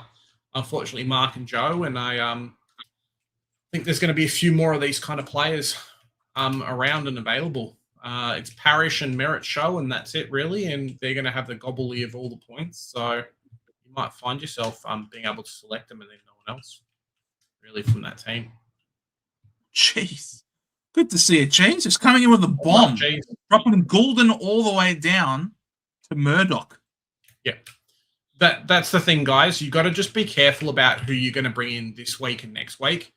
There are two basically must-haves at the moment in Cook and Murdoch, if you don't own them. Both have scored 90+. Hopefully they do the same this week. We'll just need to wait and see for that. But do what you're going to do now. Plan to bring those two in and then figure out the rest after, I think is a fair assumption. Yeah.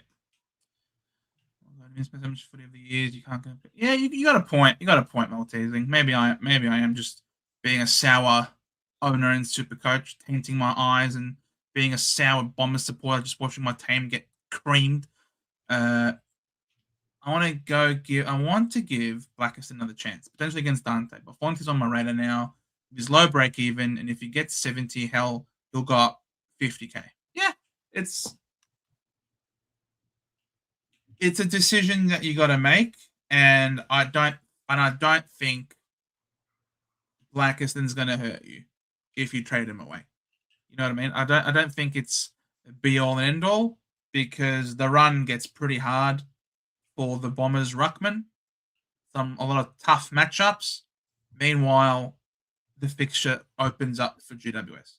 So if you want to go Blackiston to Fonte, to Joe, you can count on Joe to get you home. So yeah, you can do it, mate. Don't be disappointed. Blackiston first true game as a ruck. He was okay. He was, Mark. I definitely don't think he was the problem. It was absolutely the midfield. The midfielders didn't get to work. The setup was appalling. And the lack of game plan really just seemed very evident. And the lack of defensive integrity. Any news on the Pooh injury? Not as of yet.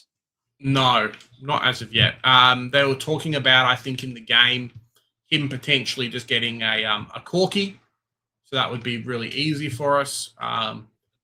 As I've been saying, right now, my plan is to maybe drop him for, depending on how he goes this week, if he's named or not, drop him for Cook, because the DPP is really cool. And you'll still make a tiny bit of money out of the selection. So, yeah, we'll see what happens. Right needs to give 2 meter Peter.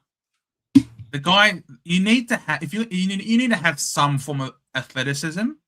Peter Wright has negative athleticism. Like I swear, he might have concrete in his DNA. The guy houses jump higher than him.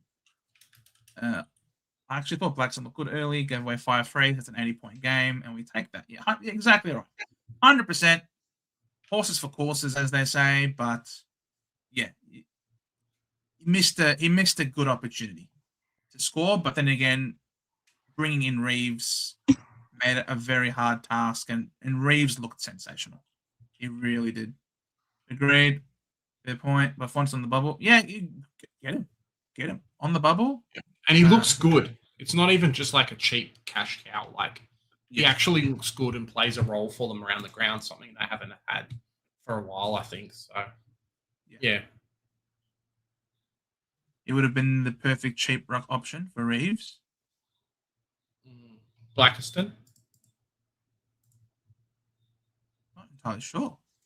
Must be. Absolute disgrace. Can we just skip talking about this game? Should be embarrassed. 100%. It was very embarrassing. I left at 3/4 time. I wanted to leave before that, but I stuck around to 3/4 time. Happy that I did, because I got to see Hussein kick his first goal. Congratulations to Hussein. Well done. Welcome to the big time. It was a very fortuitous goal.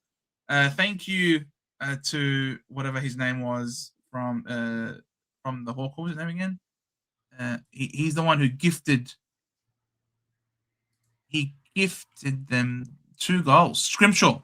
Massive thanks to Scrimshaw. His turnover led to the first sharp goal, and then his second turnover led to the Hussein goal. So thank you, Scrimshaw, for your charity work for this poor, pathetic charity organisation. Ben, I'm willing to give Windsor 1 more week after a 70, but it was a failed pick. Whitfield 70 hurt as well. Yeah, I'm sort of tossing and turning about what I'm going to do about Shitfield as well, Ben. A little bit unfortunate. In relation to Windsor went into the game injured, is what I heard pre-game. So I can understand why he had not the best showing. So if you want to jump off him, you can. Because who knows if he's carrying that injury moving forward. Now, if I try and look at the centre bounces, he had 20 CBAs, and more than Rivers, which is pretty good. Where is he? There he is, Windsor. 79% TOG, 7 score involvements, disposal efficiency is pretty good. I think he kicked an early goal and then kind of just fell apart. Unfortunately, stats from that game, Joe. Don't know if anyone else was watching, but stats from that game for the first half were a bit scuffed. They just were non-existent. So there you go. Right. Yep, exactly right. So, yeah, you can give another week. If you've got no issues with your team, because your team's all in all pretty good, then that's fine. Supercoach Killer. Hey, guys. Had Bont, but went Golden before round 1. So as soon as Golden injured, I swapped out Windsor for Lindsay, lost 9 points, and then saved dollars to bring the Bont back. Save the trade. So happy with that. Well done. There you go. You've killed it, Supercoach Killer. You've killed it. I wouldn't worry about Drew taking Essendon Port much better. Bro, it's hot Maltesing. feel like even West Coast are better with what I saw on the weekend. I know it's just one game, but holy crap, it was bad. Merritt will be fine. Don't be sad on Bombers. The idiot that was your list manager has gone. The problem is, yes, the idiot list manager is indeed gone. I don't think it's the talent on the list. I think it's the person telling the talent what to do is the problem. Fading Worrell, my pod, it hurts, man. I picked Geordie Clark because I thought without Luke Ryan, he'd take the piss. But look at the freaking kick-ins at Freo doing my absolute head in. Well, not even that. As Joe said before, right, it definitely did feel like they moved him forward at periods of time. And I don't know if you can pull up the heat map, Joe, but it was kind of everywhere for large portions of the game. So it made me feel really bad to own him over some other players, to be honest. It wasn't great. Pulling him up. I could see that there were times where he just disappeared. He wouldn't get the ball, but he was there trying to apply pressure high up the ground from the kick-in. I'm just looking at it. I'm like, I know that. I can recognize that wrapped up shoulder from a mile away. What the hell is Geordie Clark doing on the forward line? It was insane. Insanato. Yeah. I don't like it. Dumbass coach, bro. Dumbass. But the reason why we lost was because of round 0. You absolute muppet. Look at yourself in the mirror, and then you'll know the reason why you lost. Hard to judge the Giants players considering they got smashed, plus dogs kick very straight, so not many kick-ins. Yeah, true. Yep. Trade Coleman and or DeGoey. Break-evens are a huge thing. It's more about, for me, who have you got as trade targets? Both of them being mid-prices that you probably weren't going to consider keeping for the whole year anyway. If you can go someone like DeGoey to a McDonald, I don't hate it. As much as I've been anti-McDonald, it really just does depend on how many round 3 players you have, but he has looked good. Coleman, I don't know what's up with him, man. I think Brisbane, they're either resting him or something's happened, and these kind of guys, and I've said it before about different players, right? When you've got someone who's been so good at a certain role for a while, that's been injured for a while, the team just adapts to him not playing, and then they just kind of lose the role. And it's like, oh, well, he just doesn't have that role. It's not like 2 years ago he was a great halfback and then he's going to go back to being halfback again. It's just turned into, 2 years ago he was a good player and then now he's scoring 60s and he's kind of just a helper because they've had to adapt and move on. So it's not great. And I think that's unfortunately what's just kind of happened with him at that club. So he'll be okay. He'll score all right, but I wouldn't be expecting much more than 60s from him maybe for at least a little while. There's just too many chefs in the kitchen. Yeah, 100%. It's Zorko. Maybe when Zorko retires. It's Wilmot. It's Jasper. It's not just Kadeen who just walks straight into the back line and say, yep, this is my back line now. No, he's one amongst many who are great kicks outside of D50. Wilmot's a gun. Yep. The Pepsi Max King, he is a superstar. Just the way he can hit targets and then run. And what's the kick-in breakdown? It's still Zorks, still Wilmot, still Fletcher. Yep. So these 3 have been the go-to guys, have been the main guys coming out of the back line now for the past 2 years. And they've won flags. You don't disrupt the premiership winning apple cart. Kadeen Coleman's just a young player now who's just another role player. He's not the star. These guys are the stars. Until he gets more runs in the legs, until he can build up some more continuity in playing, he's going to continue to be a role player, I think. Yep. So he'll just be managed. Even to the point where Lincoln McCarthy is somewhat playing. He can move around and play different positions too. So yeah. Bit of a weird one. You sort of see it all over the ground a little bit with Lincoln McCarthy. They're just a flexible team. They're with a lot of very talented players. They don't need Kitty Coleman to be a star. They don't need anyone to be a star. They're just very well balanced. Jack, Butters to bounce back this week. Bro, of course, Butters is going to tear the Bombers apart. But thinking track C could be massive. I think track should definitely be in your plans, yes. And this was my C this week, very good. But maybe no one decides to say to track and say, hey, mate, my turn to get 150. Let me kick 3 goals. I don't know. They just, I think as well with Humphrey not being in the team, it's kind of a role that was taken up a little bit by someone, and now, like, the role's just not there, right? So I think, I think it's going to be a bit different for them. I'm expecting Petrarca to really have no one that's going to steal the role off him, Joe. Remind me, who the Suns play again? Oh, Richmond at the MCG. Yeah. And then they have the bye. But then even post-bye, like, who do they play round 4? Petrarca's going to go massive, mate. He could be a... I think they play Melbourne. Season. Was it Melbourne? Yeah, it was Melbourne. Petrarca's going to smash him. He's legitimately going to say, hey, guys, remember when you did me wrong? Yeah. You do not want to own Petrarca for that week. I'm just going to say, I know... I don't like Petrarca talking bad about Melbourne. I'm not a big fan of it. I think he's a premiership player for Melbourne and a Norm Smith medalist. I think there's clearly a lot of good times. Yes, I know you had that terrible injury, but you also were willing to go back onto the field. It's not necessarily that they forced you to go back against your wishes. You wanted to go out. You went out. You played. It didn't work.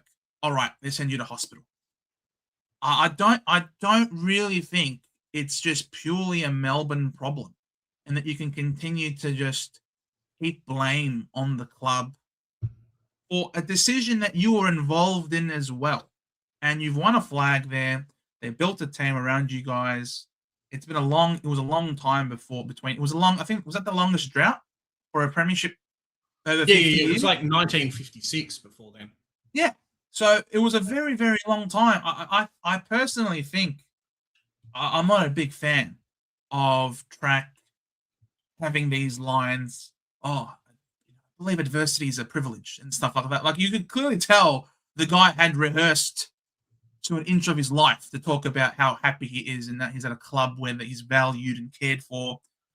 I highly doubt Melbourne did not care and value you. I'm pretty sure a lot of Melbourne supporters are very upset that you've left because they loved you as a player for them. So I don't know.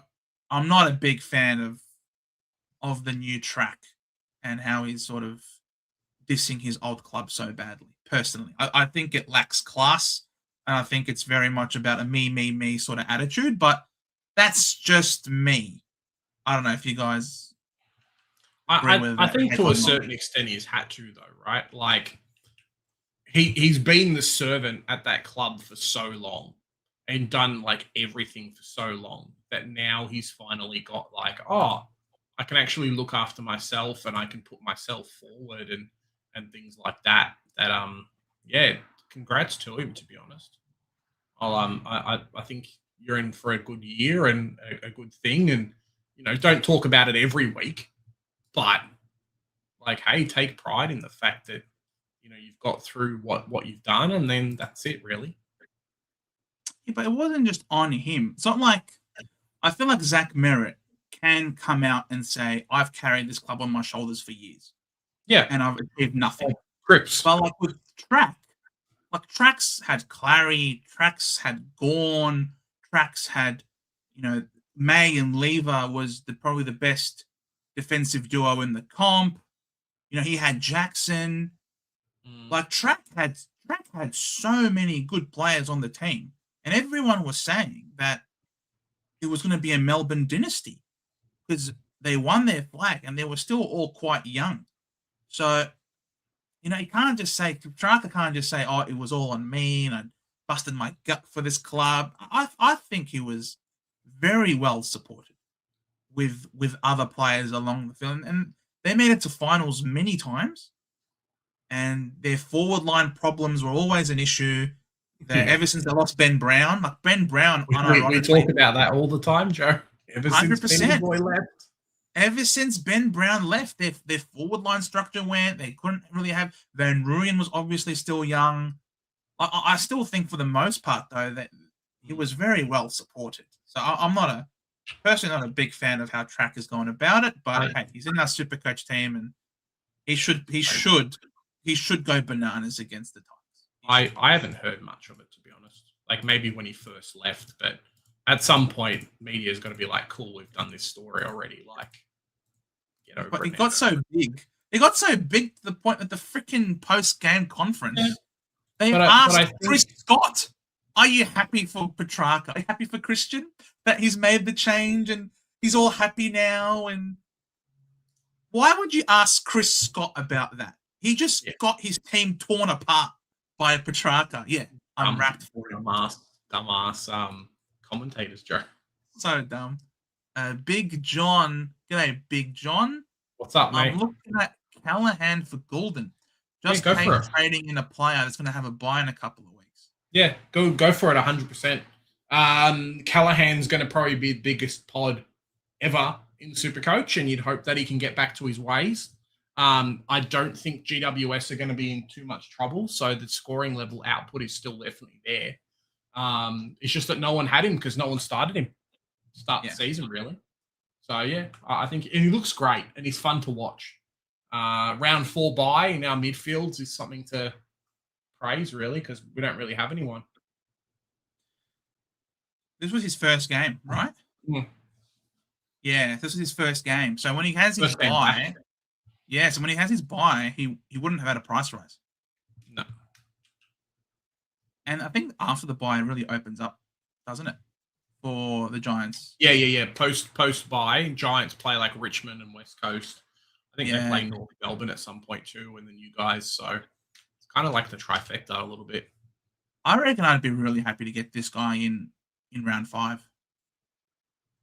I think for me, if I can facilitate it, as you're saying, Joe, get him in as an early upgrade. See if we can swindle some cash. Yeah. Have some of your players. I might use Blackiston for that purpose. If Blackiston scores okay, and just makes me a smidgen of money, if Lindsay makes me a smidgen of money, could very well wait. Oh, this is his second game. So this week is his third game then. You sure? That sucks. Finn Callahan. That sucks. I thought it was his first game back. Thanks for letting us know.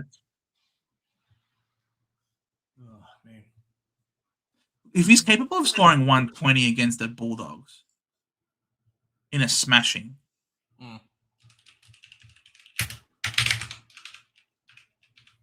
he's very interesting. He's very interesting. That's why he was in a lot of people's starting teams. Because, I reckon go for it, Big John. I reckon go for it. If a midfielder is capable of scoring 120 against the Bulldogs, who are a black hole for points in the midfield,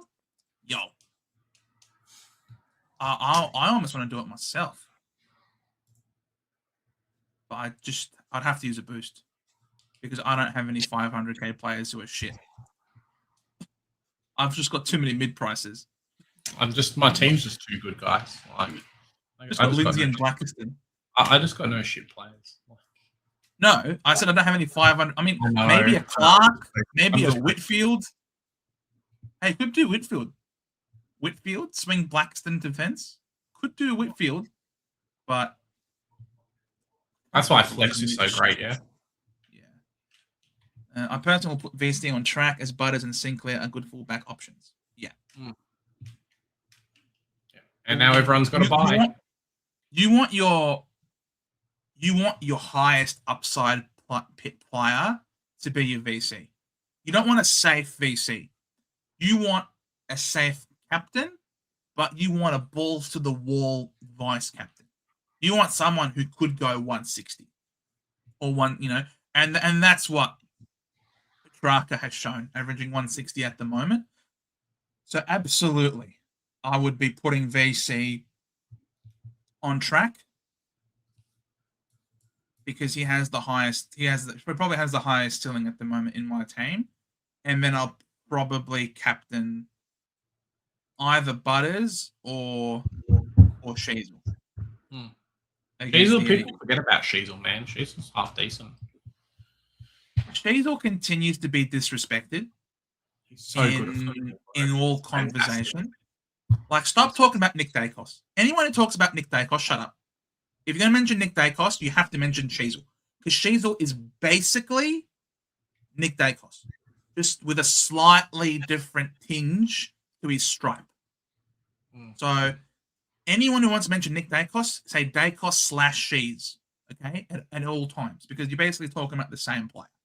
So, so Sheasel should be in captain considerations this week against the Weagles. Golden, Bergman, and Murray. Oh yeah, Toby Murray. Yeah, he's been pretty bad, hasn't he? From Adelaide, swapped for Bonty, and Cook, which Big J I say was a pick. Thank you. Yep. Let him cook. Yeah, Cook looks really good. We were talking about his job security and whatnot at different points throughout the preseason. I think he'll hold, just given their injuries, and he offers something that maybe they don't have, or offers something extra to what they do have in terms of giving like Dawson more people like Dawson just really good clean kicks. Really nice transition type roles. So the DPP is fantastic. We don't really have many forward mid DPPs. And I think he'll be great for us. Yeah. Fayeth Niafnri. What's up, buddy? Crap. That is the hardest name I've ever read on YouTube. Well done. Got in cogs because I wanted to see Parrish and Young first. Yeah. He had a 122 from round 0 and would have an early price rise. He goes and drops welcome to 60. To my life. Well, now I don't know if I should move him. Well, welcome to me picking Oliver, bro. I think Hayden Young is probably the one. You can wait a week on him, but I think next week, pencil in 2 rookies that you need in terms of Murdoch and Cook, and then kind of reassess your other players from there. So I think they're going to be guys that you have to have, and then figure out the rest of your team from there, really. So if you can't afford picking up everybody, means you need to do some primo trades now, at least to save boosts. So, yeah, you're kind of hamstringing yourself a little bit, but it's okay. This week, fix primos. Next week, bring in rookies. Because you get guys on the bubble. Yeah. The guys from round 1 that did well, they should be in your team.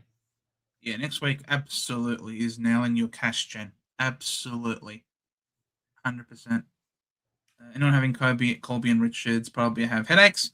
Glad I didn't start Colby, but if I have Blackiston, is going him down to a rookie. Well, I think Murdoch is definitely going to play. Yeah, you got to. He came in hot. He played super dynamic. He was doing fend-offs. He was like their best player. It was amazing. He's a very, very good player. Obviously, where the risk lies in going early on a player is what happens if he gets injured in the next game. Obviously, I'm not saying he will, right? We're not. It's just the what if. The what if situation of you trade him in early in round 2, he gets injured, and then he's a no-go. I think, though, you have to risk it at times. And this might be one of those times where you just say, stuff it. Blackiston hasn't worked. He's giving away too many free kicks. He's not big enough. And let's just cash him in, free up some money so that I can then use the money in a more cost-effective manner. Yep. Perfectly acceptable. To drop down to a Murdoch, especially if he's going to be pumping out. 110 in a flogging is very impressive. Good player, this Murdoch. Eh? He is. I love his name, Milan. Almost like he did AC? really well in the VFL, and then AC Milan, or is he Inter Milan? Which one is he? Milan Murdoch. Milan Murdoch, not Rupert. Sarong. Hey, legend. Good to see you, mate. Sarong and Bradshaw combined for combined for 200 points. Yep. 150. There you go. There you go. Kobe, Brisbane, I expect to bounce. Yeah, they'll bounce back. I've got literally zero concerns about Brisbane. No, they'll be top 10. They'll be top 10 regardless, I think. Where did they finish last year? They could honestly win the flag. They could win the flag from anywhere in the eight. Like they could honestly be the team that is eighth and still win it because they're just so stacked, so well led, so clutch. Yeah, they're very, very good. Pretty good at this AFL. Yeah, golden replacement. LDU, Sarong, Merritt, or someone else. Look, if you want an ultra pod, it's either Sarong or Merritt, I think. Both have the early buys. Sarong looks good and has a good run. But if you want to be cheeky, Finn Callahan might be the one, as Joe says. If you can afford it, though, there's a little bit more money to get Finn Callahan than it is having 10K in the bank to grab the other guys, though. That's the only thing. Rachel McCluggage coming down in price makes me tingly in the just to calm it down, Jack. Just to calm it down. Wait a couple of weeks, and then bang. Well, he's got to play first. That's the problem. Like, when is he due back? Is it next week, or is it the week after, or the week after? What did they say? I don't know if there's a Hayes coming back at this point in time. So let's pop the injury news for a quick sec. Brisbane. This is obviously not updated. It will update tomorrow. But what had they said? Hugh was 1 to 2. So he's probably coming back after his bye. So like round 5, he'll start dropping in price? Yeah, what's his break at the moment? 220. Really? Wow, that's beautiful. Well, he only scored 26. Like, he didn't really score much. 34. Yeah. He didn't score much. Bellissimo. But the only problem is, like, that's in his system for 1 week, yeah? So we really need, like, 2 bad games from McCluggage. Otherwise, it's not deemed in, like, bad shape, but it's a bit different. Yeah, but you'd think someone coming off a calf and then a bit of a layoff would have a slow return. 2 weeks. Yeah. Like, you'd expect him to have a slow return just to get through the game without any re-aggravations, because these types of soft tissue injuries very possible to be reoccurring if they're not managed properly. So I can see them obviously being very cautious with his return and maybe having managed minutes potentially. Yeah, I highly doubt in his first game back he just goes 150. If he does, then holy shit, Hugh McCluggage, I apologize. You're an absolute legend.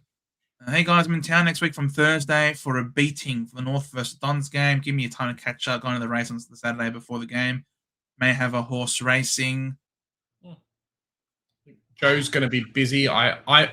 Corey's got a comment in here about getting tickets near the cheer squad. Corey, if you want to go watch the North versus Dons game, let me know. If you can get tickets, I'm happy to shout you some money back. Not an issue. We'll make sure to go, Corey, and then we can meet up with Mark as well. Even if he doesn't want to sit next to us, like, we can all kind of be around each other and make that happen. So I'll try messaging you, Mark. I'll try messaging you to see if we can catch up on a Friday night, Mark. Considering that I won't be available for Saturday, see if I can meet up with you on a Friday. It's not obviously it's a nice trip with you to come from across the country. So yeah, I'll definitely try and hit you up on Friday, mate. I'll give Brayshaw another chance. They're playing at home, hoping he bounces back. Yeah, I think that'll be fine. Hopefully Jordan Clark similar as well for myself. Back another chance, but only one. Otherwise, it becomes Houston. Yeah. Yep. Well, as long as you've got, and that's the good thing about Houston being on the bye this week. It just sucks that we never got the chance to see what the full complement of defenders for Collingwood means for him. Mm-hmm. Like, it sucks that we never saw what more and how they would affect him. like it's a little bit unfortunate that we didn't get to see that. However, there are other options, like a Worrell, for example, who look to be really good. Yep. How do you get that price projected thing you're using? I think there's an extension called the Footy Scores. I think it was. Yeah. We'll see if we can find that. I think I made a video about that last year, explaining how to make it sexy, and also I think I reposted a video done by the Skodfather, I think, who shared it. There's also Scobes. Yeah, I'll have to look into that again for you. Big J, what if Oliver goes bang this week? Then you'll be like, no, ha ha ha. You picked him up for a reason, but did you ever have him in your preseason plans? Is the question. I never really had him in my team.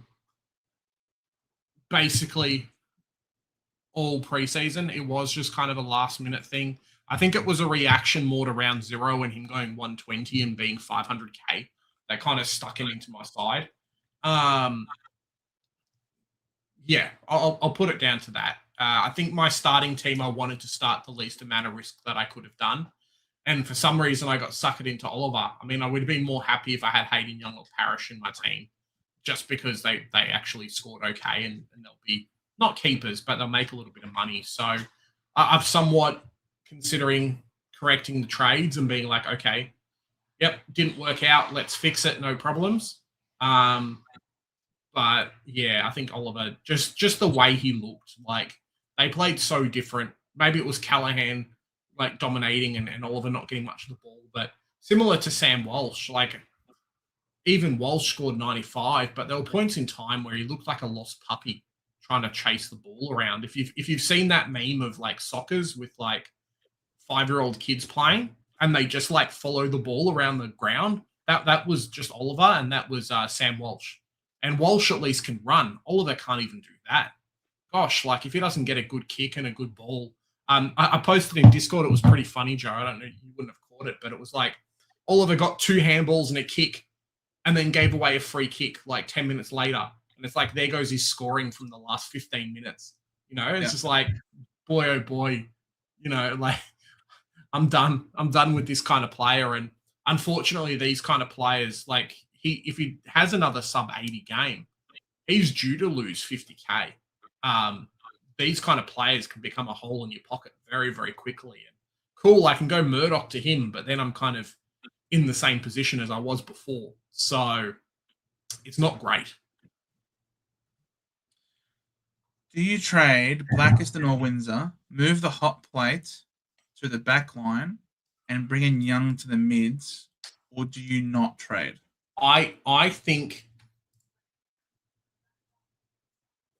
a lot of us, and it wasn't me, luckily enough, but I think a lot of us have been sucked into picking something like a Blackiston, who the hype around him playing solo ruck is definitely there, but just his matchups over the next couple of weeks are just going to smash him. Like really, they're really going to hurt. He doesn't do the double tag very well. Windsor at least has that midfield role. I think he just didn't play great.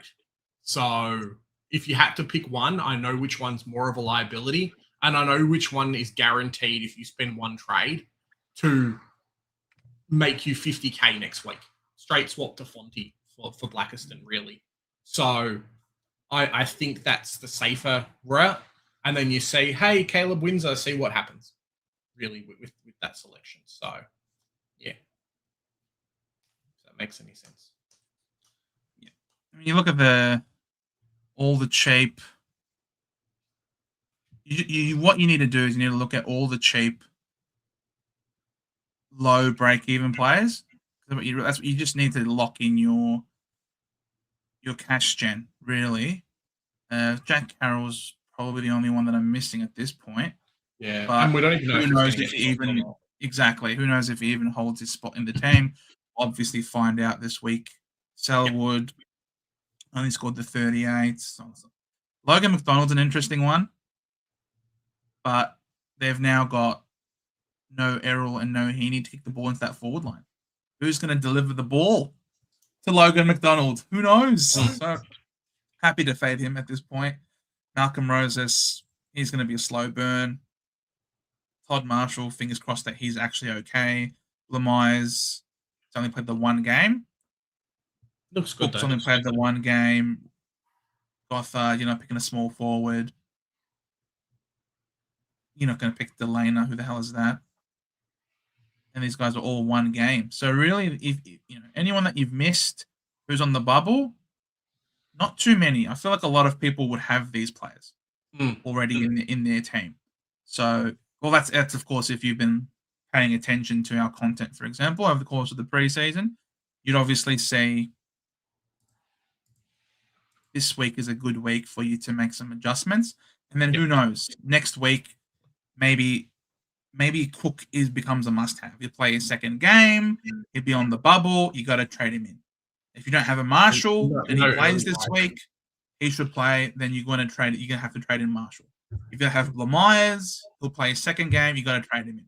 That's why it could be really important for you to do some trades this week if you're missing a few of these players.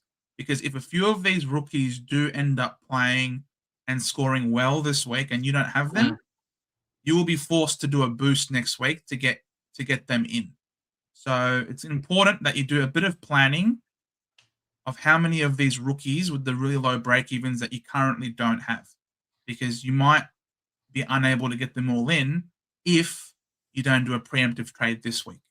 So that's the most important thing right now, being able to plan for your next week trades. Can I have all of Murdoch, Lemeyers? Maybe it's if you don't have a Marshall, you're gonna have to find money for a Marshall. If you don't have, maybe Zane is named again next week, but you've got a rookie. You've got White.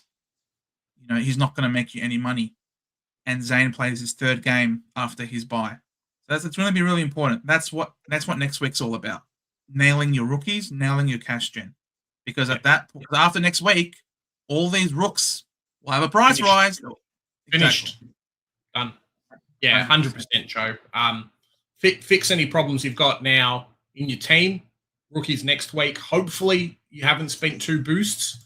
I know I'm trying to make some major changes in my team, but it is the boosts that will be the light and savior in your side. So hopefully you don't spend 2 boosts in the first 2 weeks, because when you're starting to go triple rookies, it's going to be a lot different for you. But yeah, I think it's really just making sure that you've kind of got the best guys and your team set up. Guns and rookies will do really well. And also, if you've got Tanner Bruin at M8, you've got Young and Parrish there to make you a lot of money. So, yeah, should be all right. The train out solid for Fonte or Windsor. And Ard and took Windsor, my bad.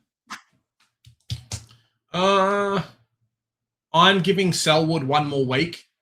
His first week was really good. The second week, the ball wasn't down back too much for the Dogs, and I think I think the role is still there. Our defensive bench isn't that hectic anyway. I'm considering, so if I keep my team at the moment, where is it? Sorry, Joe, give me one sec. If I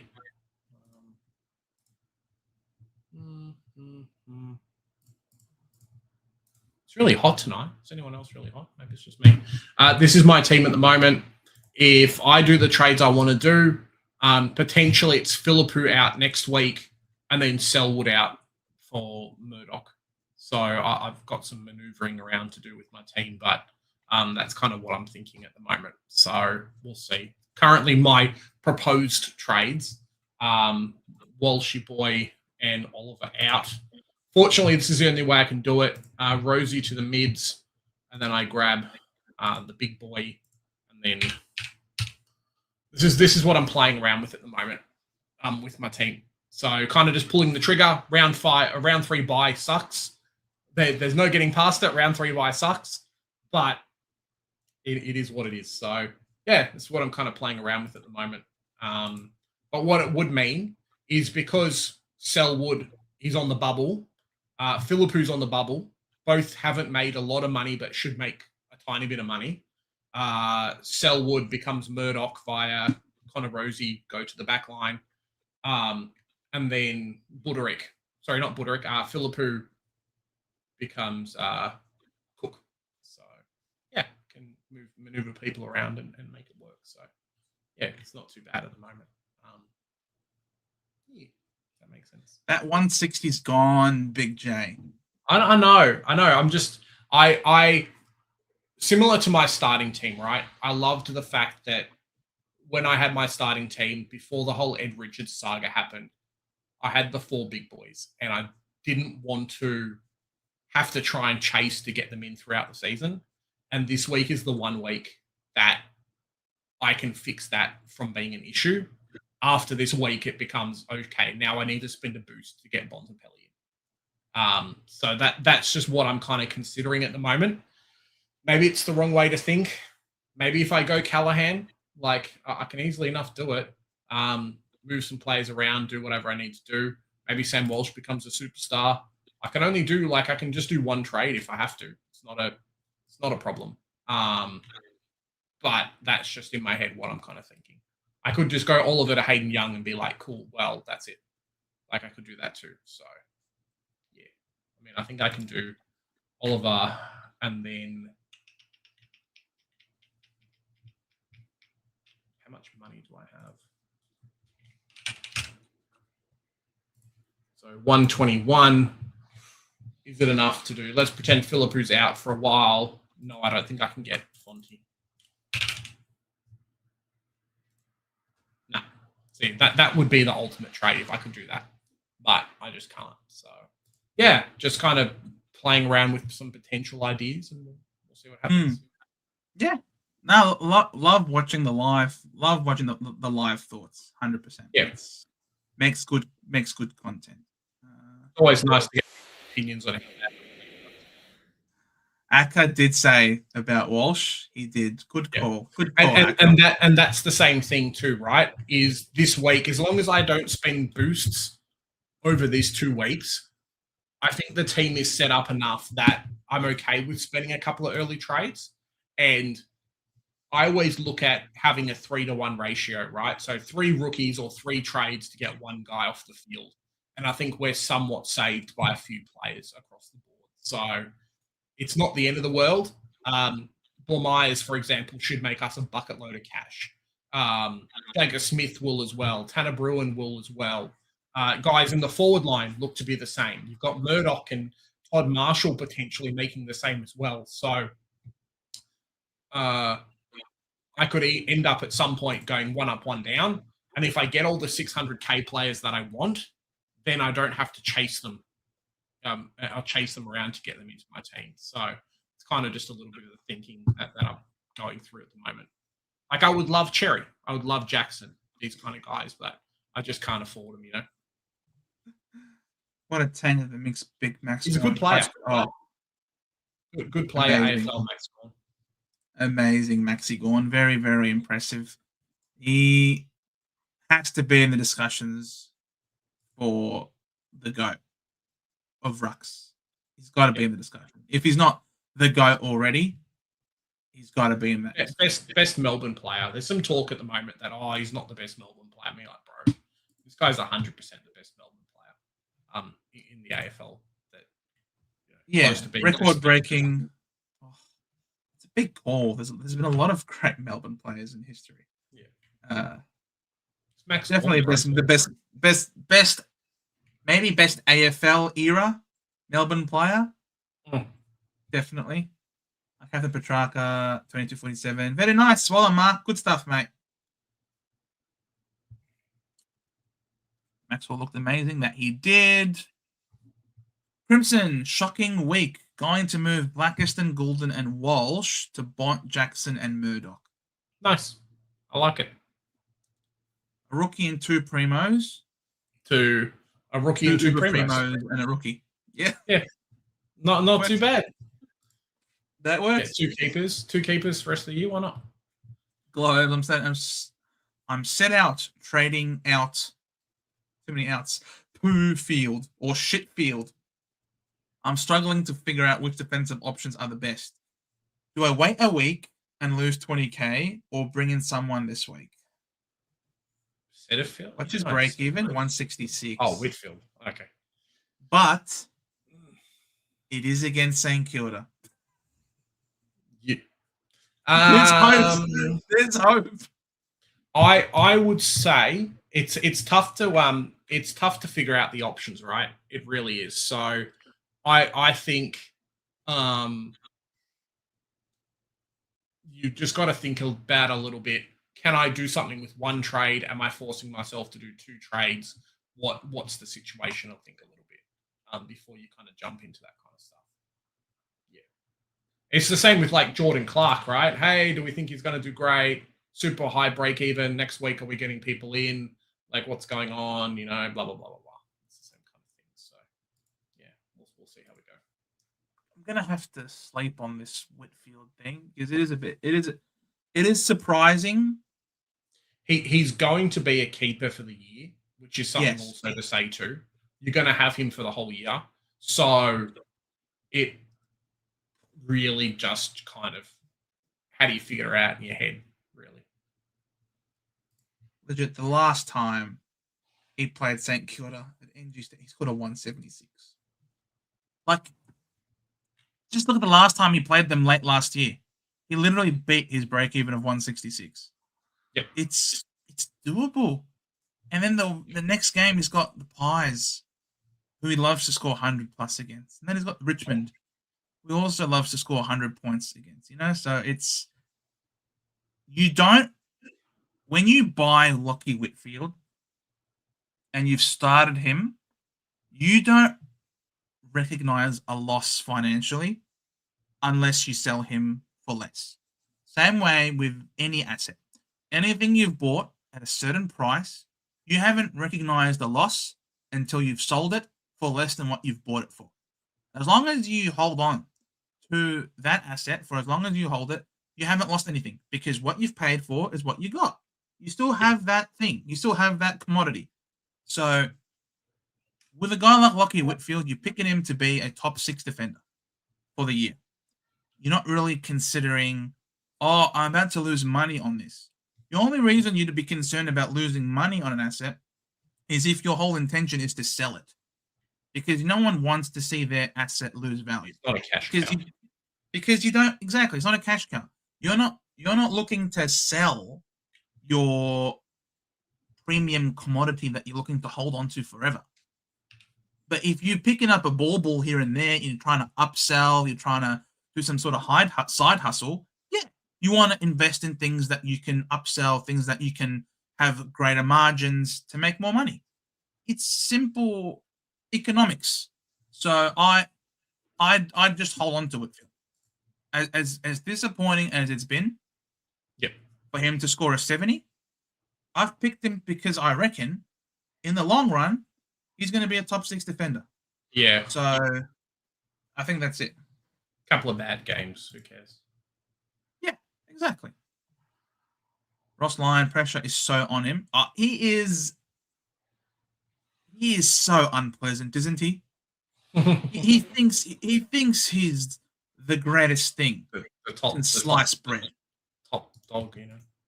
Honestly, he thinks he's top dog. Honestly. I get it.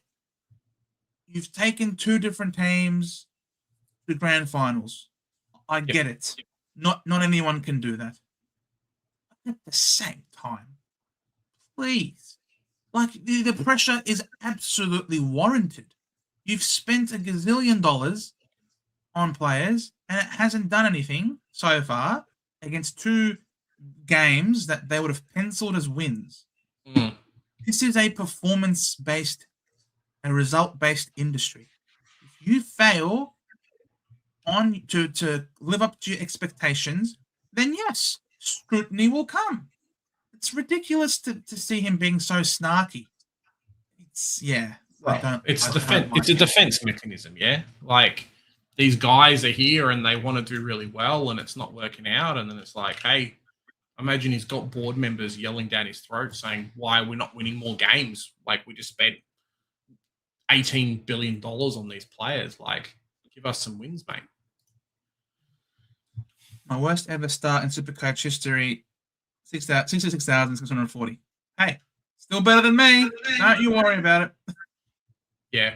The thing with starting teams and stuff too, yeah, is that, like, it's not the end of the world. You'll be okay. Yeah. Brisbane losing shows what happens when you don't have your best players. The benefit for Lions is blooding young players in an experience. Exactly. Yeah. I think the AFL in general is just getting tougher too. So, like, there's not as many easy wins as maybe as what there had been in previous years in the AFL now. Which is good, because it means, like, a North Melbourne can actually rise up the ranks, or an Essendon can have a competitive game, or whoever. Yeah, right. I can also bring the Primo to mid. I reckon getting the Primo is better. Globes. Grab the guys. So yeah. my advice would be, sorry for cutting up, Joe. My advice would be, grab the guys you don't want to spend boosts on now. That 100% would be my advice. So if there's players that you want in your team that you don't feel comfortable spending boosts on, because we've got Murdoch, because we've got Blamires and everything else, we should be okay in terms of being able to actually have cash gen to get them in. Grab the guys that you don't necessarily want to spend boosts on to bring into your side. That would be my advice. If you're going to bring in a couple of players now, do that. Just navigate the buys and stuff early, because it's really tough. But yeah. Crenshaw killed me, but I see also hurt them bad rookies in the forward line with the Spud Blackiston as well. Yep, that's it. And not having a Petrarca. Like, I had Butters, right? And then everyone's got Petrarca. If you go and pick Petrarca instead, like, that's a 32,300 plus score just there over Butters. Like, he's just so much better last week. Yeah, I wouldn't say Petrarca's a better player than Butters. It's just he just performed better on the day. Butters is definitely Butters is definitely a better player than Petrarca. Just making sure. Okay. Blackiston was fair, but how good was that man? I will mention Blackiston outscored him, and he had straight throws. Yes, I know we're talking about Draper. I know. Look, it was his first game back. Give him a break. It was his first game back. First game for the Lions. Had Blakey all pre-season, but changed once Schoolden was a must. Well, now you can go back to Blakey. There you go. Yeah. I think Blakey's going to be okay. Obviously, this week's a lot different than his score that he had last week too. So if you've jumped off him, I 100% understand. It's just how it goes sometimes, you know. Like, Supercoach is weird that way, where round 0 maybe isn't the best thing. Round 1 maybe isn't the best thing. Just have to kind of wait and see. Need a meathead defender that is taller than 6 foot. I love it. Uncle Akka, Stephen May is available. He's too old now, unfortunately. And he fits in right. Oh, can you imagine Stephen May playing for Collingwood? Doesn't Stephen May despise the Pies every time he? I think Stephen May would do whatever he needs to do to get to an AFL club. Oh, for sure. Playing for someone that he hates, like, he'd jump on the opportunity, man. 100%. Thorpe is the best big forward at the moment. He really has come on. The funny thing is we have a young fella, Cochrane, who doesn't get a game. Need to play him. Honestly, it's so frustrating. Yeah. Thorpe is very impressive. Yeah. Boys, sneaky one for you guys. Corey knows who I'm talking about, but Trembath, man, 12 goals in 4 games. It's pretty good. Get around him. Trembath, greater than Ice Bath. Well, he was this week. Tell you what, some of his, like, one-handed grabs, bro. Holy shit! It's like NFL, Joe. There's one there in the second quarter. I think it was when he kicked the goal. Literally just jumps up in the pack and, like, the fingertips, and then he gets the mark. It's ridiculous. Yeah, I think Colby could be. Yeah, you had him. You brought him in just in case he had the role, right? Yeah, I'm a little bit wary of him, to be honest. If that's something like a weird thing to say, but I would give him one more week, and then look. Hey, I've got Worrell, who's fairly cheap. I've got a few of these other guys who are fairly cheap too to be able to sideways too. I don't think it's going to be the end of the world, but it does mean that you probably have to jump on a Murdoch now. But I would give Colby another week.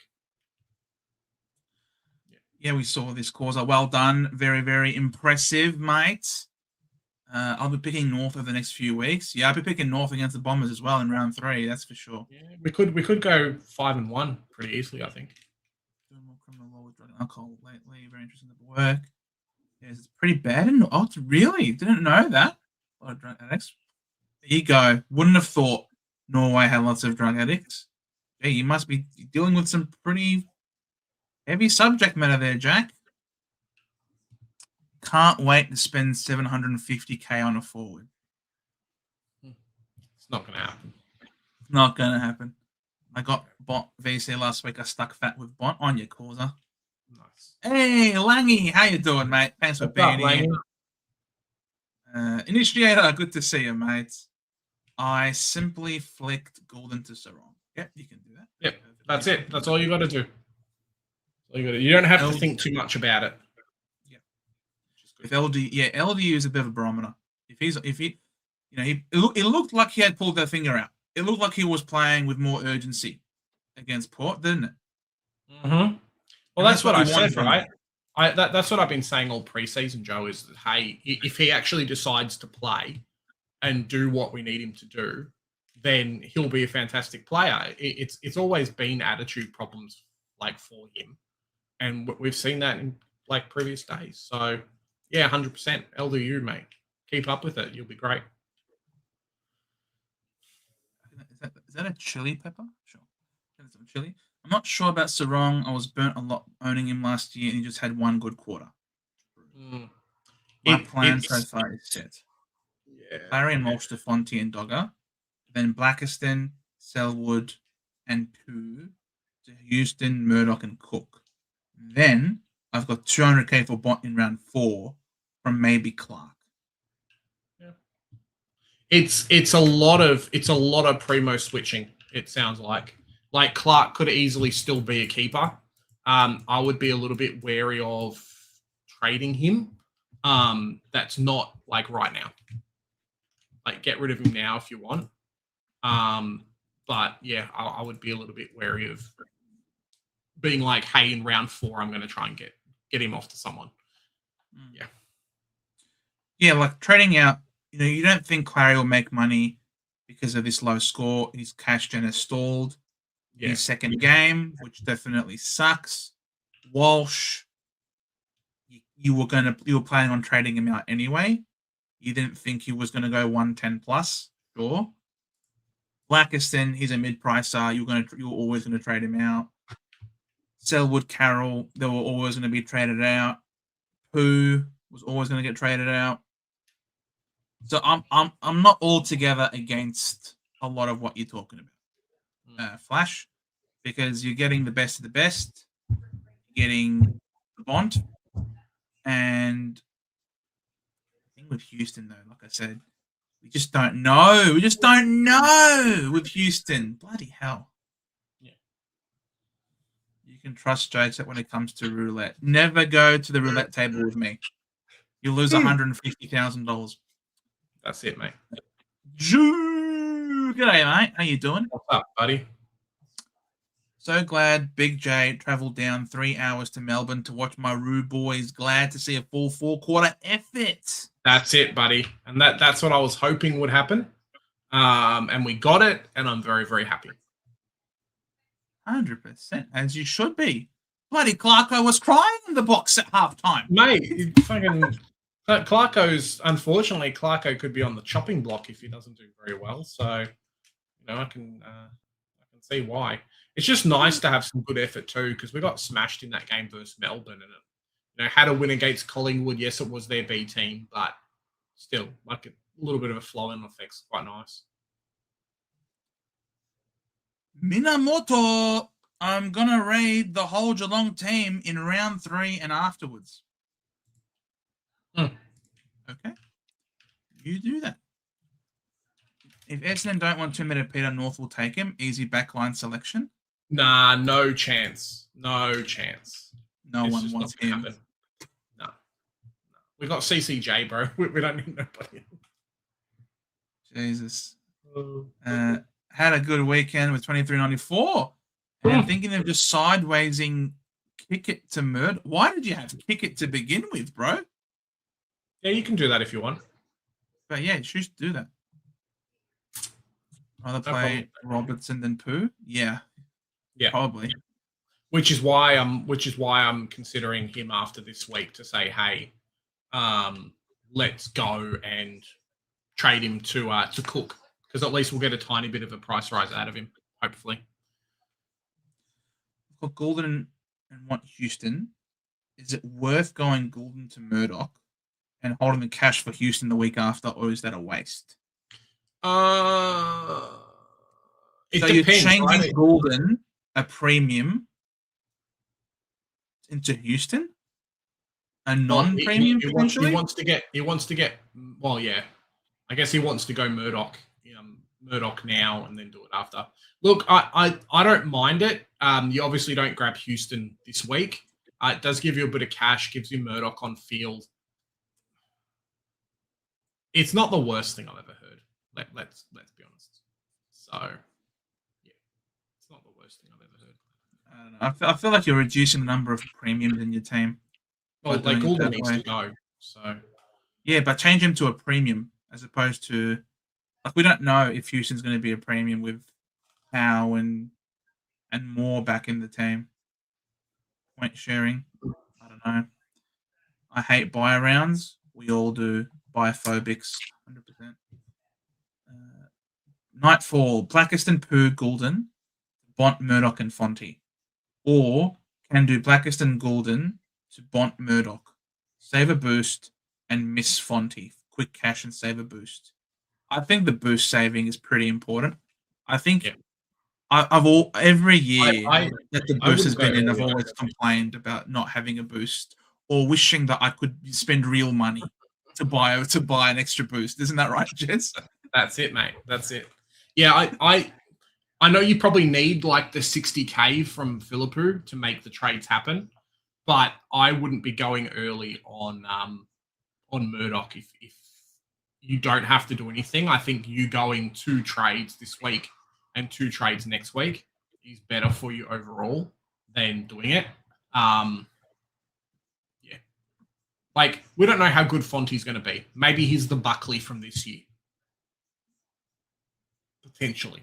But, yeah. It's, we'll see. Jesus. G'day, mate. Thoughts? I know your real name's actually Noah, but I love calling you Jesus. Thoughts, lads, on these 2 weeks of trades?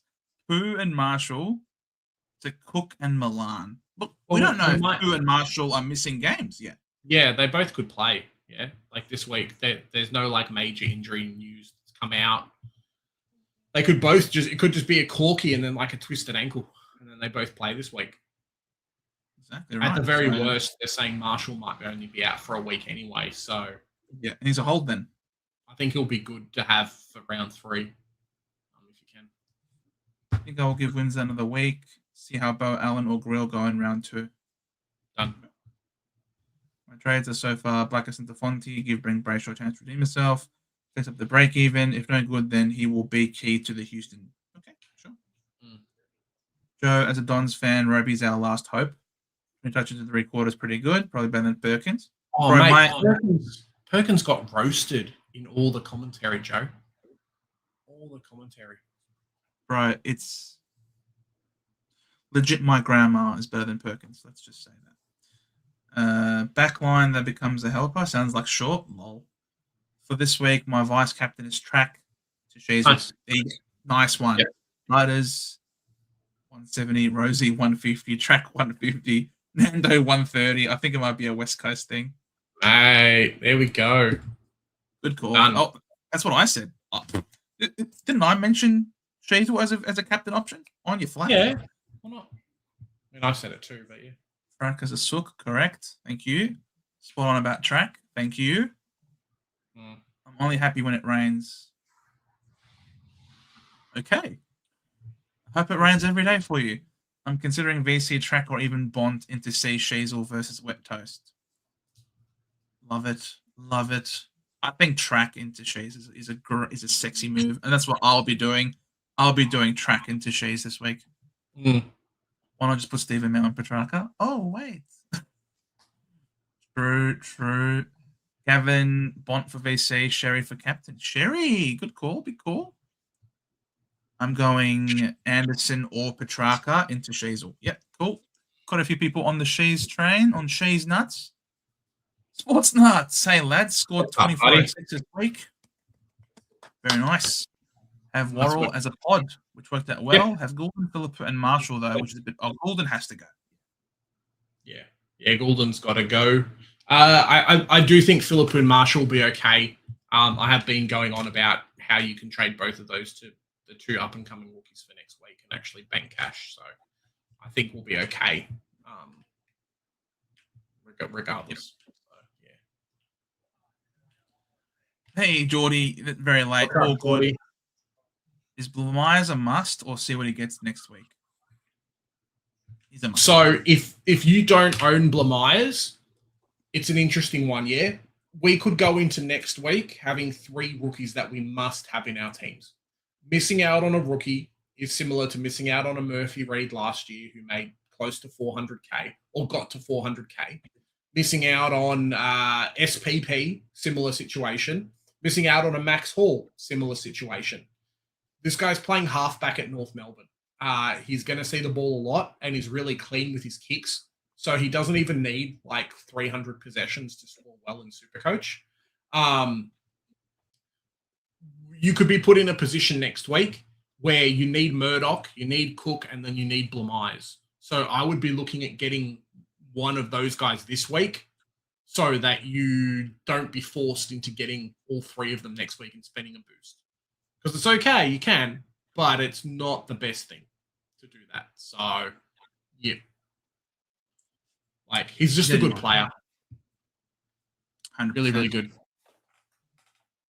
Yeah, legit, the Lions could win the flag from 10th. They're probably the only team capable of doing such a thing. But yes, 100% I agree. The 6, Joe, the 6. Yeah, the top 6. Hey, MJ, how you doing, mate? Big J is lit off at North Melbourne. Oh, man. I would love for that to be the case. Love it. But at least we're competitive, MJ. That's the thing. If we're competitive, fantastic. But the lid may be off, Joe. We'll see. We'll see how we go. I swear your lid will be off. If you beat us in round 3, you'll be celebrating like you've won the flag. I can see it now. I can see it now. It's more of a case of like if I would love, I don't know who the free agents are this year, right? But I would love for us to get 8 or 9 wins, end up like 12th or 13th on the ladder, and then like actually land a half decent like free agent, because we haven't had a good free agent in a very long time. So I would love for that to be the case if we can just like nab someone. So it's Jared Pollock. Well, I said good free agent, Joe. I said good one. Like, I think Jared Waite back in like 2015 was probably our best free agent that we've picked up. Del Santo? Nah. Like, you could say Sean Higgins. I mean, he was like 2-time All-Australian. Jared Waite did all right for us. Both of them helped us get into finals, which is obviously good. But yeah, that's like it, really. Bought on English for VC, track for C. I'll be going to the Suns v Tigers game. So hopefully I'll be watching track absolutely destroy the Tigers. 30 plus and 4 goals. Yep. Very nice. Very, very nice. Oh my God. Big rule for Supercoach. Don't hang on to non-keeper depreciating assets. Clara should be a go. Yeah. It's more about, for me, just finding out who it's going to be too, really. Who benefits from the Gordon injury? Yeah, maybe McInerney. I think Chad Warner too. He seems to be a really good link-up player for them. I don't know what's happening with Heaney if he's out for a week as well. But a few things could be going down at the Swans, which would be very interesting. Yeah, I think like Chad or someone else running player that's going to come out of nowhere. That's going to be good for them. What was the CBA mix? So it was Heaney. So if Heaney misses, yeah, McInerney probably gets a bump. Beldrick might get a bump. Warner. No, he's not quick enough. Goulden only had the 9. Yeah. Probably Chad. Good call, Jez. Xavier Lindsay probably my ticket to Murdoch or Cook next week. Hope he has a good game. Yeah. I think he had the role. Just not much of an accumulator, unfortunately. I think he'll be in my trade plans next week. Him and Blackiston. Do you think Cogs can go 85 plus this week? Next 3 games are yummy. Who do they play? Yeah, the Giants have got. They do have a pretty good run at the moment. They've got the Aints. I would love for St Kilda to actually have a stand-up game and do okay. Just because they need it, because Ross Lyon, I mean, like, you brought in all these trade targets and they're shit. I don't know, man. I think there's all the potential to do it. I just want to see what's been the difference between him in round 1, because even Oliver and Whitfield and stuff, they all popped out hundreds, and then round 2 they've just been like nothings really. So there's been some shift, some player that's come back or something that's really changed things up for them. There've been nothings. You heard it here. Well, nothing. Well, like fucking Clayton Oliver goes, he halves his score in a week. Like, I just don't know, Joe. I think if Carroll or Selwood isn't on the team sheets, I'll use a boost. But I'm fine not bringing him in this week if I can save an extra 30 or 40K. I think Carroll plays, to be honest. I think Carroll's fine. I don't think there's an issue. The Dogs won. They're happy with his performance on field. He's a defender, right? So sometimes these defenders just don't score much in Supercoach. But I think personally, I don't see them having an issue with him. Like, truly. I'm not sure where this Carroll... yeah, it's fucking hot, bro. I thought it was just me, but it is hot. Nah, it's hot. Michael, who scores more? Good day, Michael. McAndrews against English or Dante against Blackiston? I mean, McAndrews scored 88 on DCAM. And DCAM's a better tap ruckman than English is. I reckon McAndrews. Yeah, I think McAndrew as well. English does okay, but I think he gets a lot of his score from around the ground. So it's not as much of a, hey, how you doing? Do you think Barry will go to Bond? And if so, should there be a factor when considering him over someone like a Jackson? Bro, Sam Berry can get in the bin. How tall is Sam Berry? He's not going to do shit. I'm sorry. How tall is Sam Berry? Sam Berry? 180 centimeters. 181. Okay. Yeah. Keep that in mind, right? Keep that in mind. Berry is 181. All right. Marcus Bontempelli height. All right. 181 versus 192. There is 11 centimeters and 3 meter schlong difference. Okay. Bond will just go forward and kick goals because there's no Mark Keane. Like, hey. The Italian stallion, Marcus Bontempelli. I can't believe people actually asked what ethnicity is Marcus Bontempelli. Does Marcus Bontempelli own a cafe? What are people Googling about Marcus Bontempelli? It's pretty funny, actually. Alrighty, yeah. Not going to happen. Thanks, Big J. Wondering, wouldn't it be better? Not sure what PU means. AI taking over my keyboard. I'm just gonna assume she's asking, wouldn't it be better to bring in Bont after the bye? Yeah, probably. But I have the capacity to bring in a player now, and my reasoning is in my head: if I bring in Bont in round 4 or after right now, I'm gonna have to spend a boost. So, is it beneficial for me to grab him now and not spend the boost, or have to spend the boost? And that's kind of where my consideration for bringing in him has come from, right? I've got similar to when you start your team, I've got the capacity to have like $7, $8, $9 million in my team at the moment. This is the only time outside of me spending a boost where I'll have that money. What do I do with it? How do I make it worth its while for me? So that's where it's like, hey, I might do it just so I don't have to worry about trying to bring him in later when I have cash cows that I want to offload. If that kind of makes sense. I'm fine with you having all the round 3 buy players. Makes my head-to-head matchup with you a lot easier that round. Yep.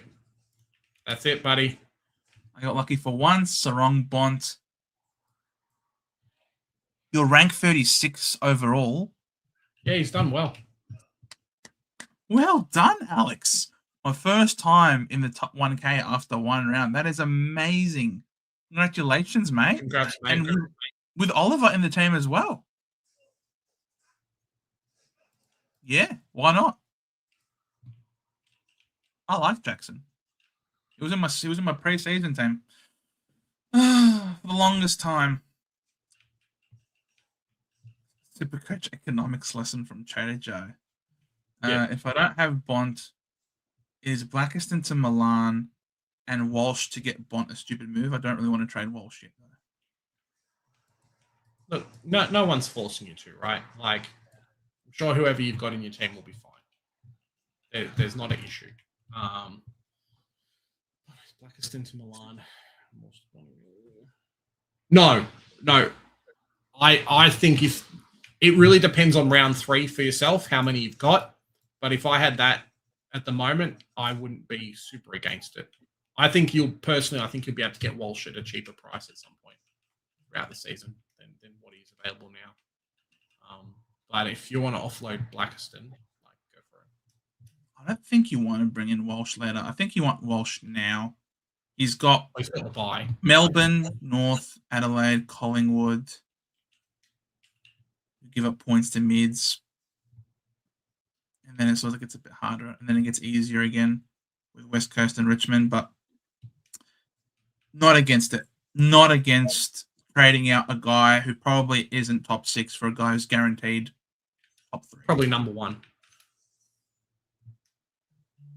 That's a crypto trader's mindset. Hold even when it's down 50%. Whitfield stock is down. I don't know how I view him, Fonty, Whitfield, Ash stealing points off each other. But again, regardless of it, you always want to buy low. Yeah? You never want to sell low. You want to buy low. Jesus. Noah. So holding on to Whitfield even when he's lost value isn't a big deal because you know what his scoring capacity is. We know that the Giants love having the ball in his hands. That's what they made it a mission. And Kingsley himself said we want the ball in his hands a lot more. So I wouldn't be surprised. I mean, they got smashed on the weekend, and Whitfield only scores 70 points. So I think they could very well change their game style to have Whitfield be more involved moving forward. So good players don't just go to shit overnight. I think Whitfield will be fine. I'll just be able to get him cheap. You can get him cheaper, sure, but you're using a trade to get him out. I'm pretty old, and I would say Gawn bolts it in. In my generation, considering Melbourne were hardly ever on TV because they were so bad, Lau was good, but not near Gawn in terms of ruck. Maybe Jim Steins could be the all-time best Melbourne player. True. I think it's got to be someone from the Premiership team, to be honest, like Christian Petrarca or Gawn, probably not Petrarca, but someone who's been the captain for a long time, all Australians out the wazoo, like Premiership player, Premiership team. I think it's pretty hard to go past him. I've worked out the strategy of the Lions of Age. Just end up 10th and make sure you have everyone fit within 5 games in a row. Yeah, why not? Whatever works. Yeah, Essendon goes 0-7. Yeah, man. I don't know where we win our first game. What do we think of Cozzy Pickett? I reckon he's a good player that got tagged, but also has a lot of problems. Yeah, I was always against him. I'm against the selection. I always had a thing with lock in 3 or 4 in your front line and then just bring in the other ones as you need them. Just for the fact that our forward line had so many really good rookies in it. So it's more about a personal preference if you want to keep him or not keep him. Joe's just talked about players losing money, and Cosy Pickett's 100% that kind of player. So it could go okay.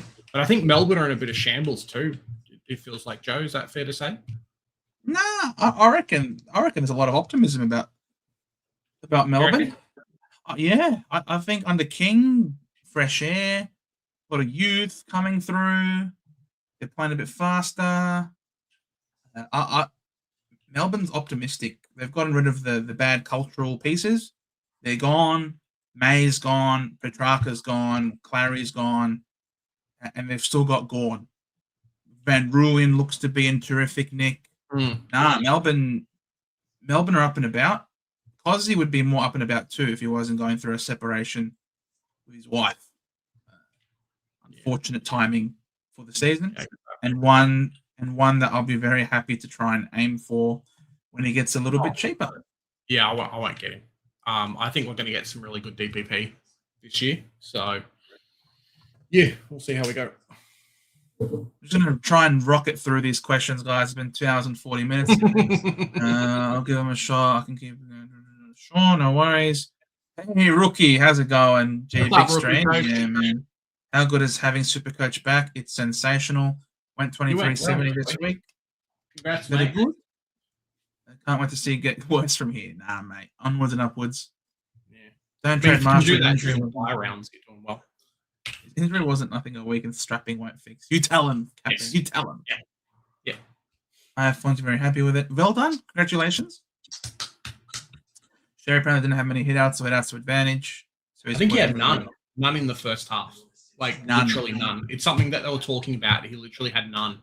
And a lot of his points just came from him getting tackles and re-tackling people and tackling people again and more tackles. It was fantastic to watch.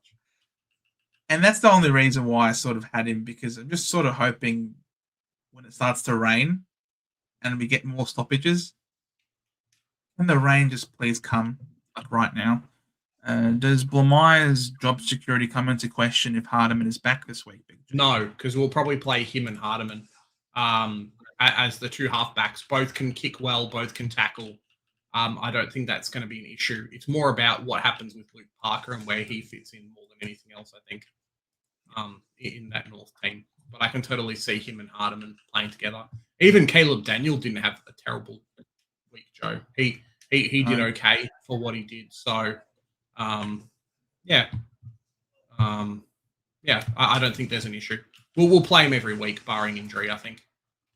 Yeah. Ned Reeves is an option. He's only played the one game.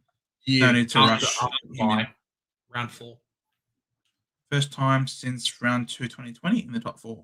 Also, last time when Ben Brown kicked 10 goals in 2019 was the last time we beat Port. Yep. There you go. Very quick. I changed my mind. Instead of Goulden to Sarong, I went kick it to Fonty, Goulden to Bont. Yeah, that's nice. Good stuff. I remember that first 6 odd weeks wait at North during 2016 was insane. Yep. There you go. Yep. They always play the Dogs. Can't compare that to the next 3 teams that they play, which is why I'm really bullish on Finn Callahan. If he could score 120 against the Dogs, could go bonkers against the other players, against the other teams. Yeah. I thought 59 from Carroll was okay. Yeah, I mean, as a Supercoach score. I've heard from people that I'll check in with Anthony and see what he says, but I've heard from people that I think Stocker's not getting pushed out by Carroll. It's like they don't play the exact same role and don't do the same stuff. So we'll see what happens next week. But I thought he was going to get chopped this week and he wasn't after a somewhat poor decision. So I think he's going to be okay.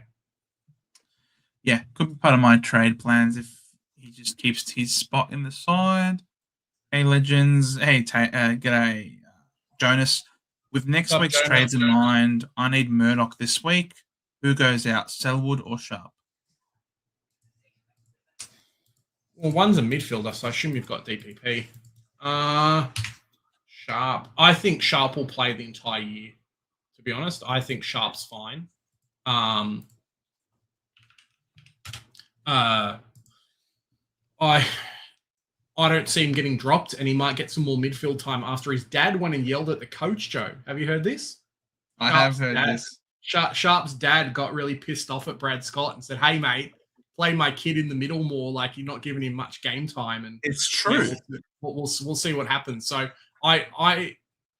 if I was going to do the trade this week, it would be Selwood, just for the fact that he's going to have the higher of the break evens.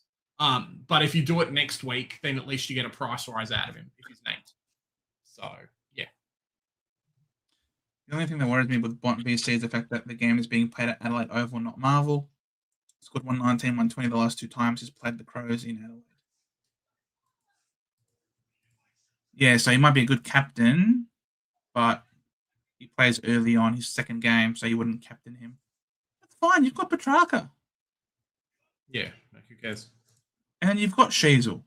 Like, Petrarca into Sheasel is quite safe, I think, this week. Or if not Sheasel, then Butters against the Bombers at home. Jesus. Do not trade premiums. Come on, it's not fantasy, it's Supercoach. Trades are crucial.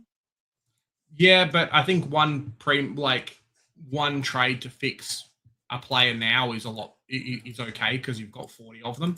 If you're not spending boosts, the liability of you trading primos isn't the worst thing, especially with half the competition now trading Goulden because he's injured.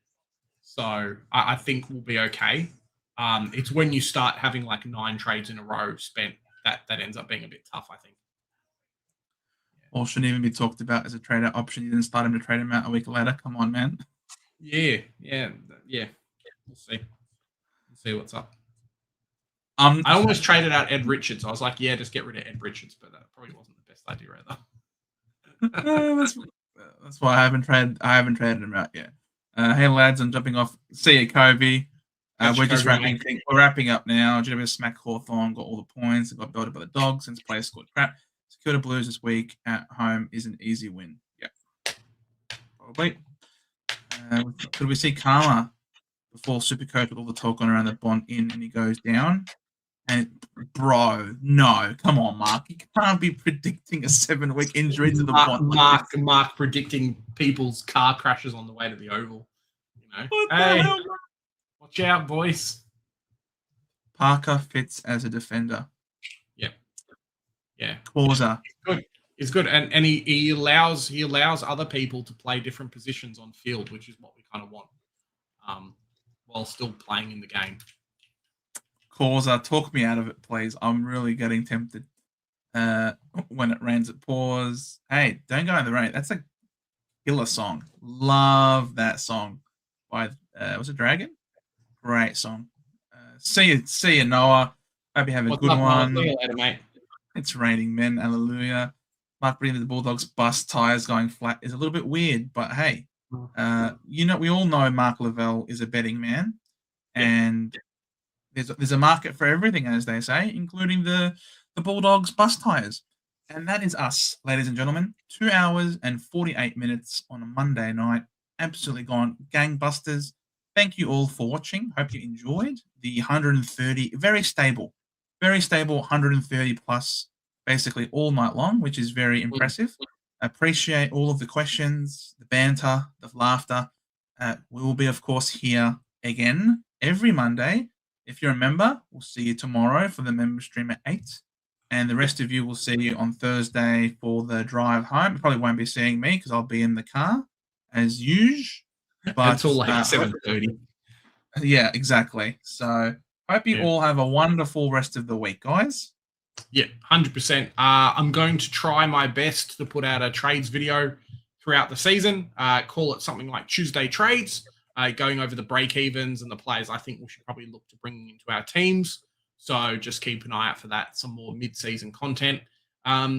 If you guys want me to as well, we obviously didn't go through the games and stuff like that, but to do more of a games recap video, I'm happy to do that throughout the time too. So just have to let me know what you guys are going to watch and we'll go from there, really.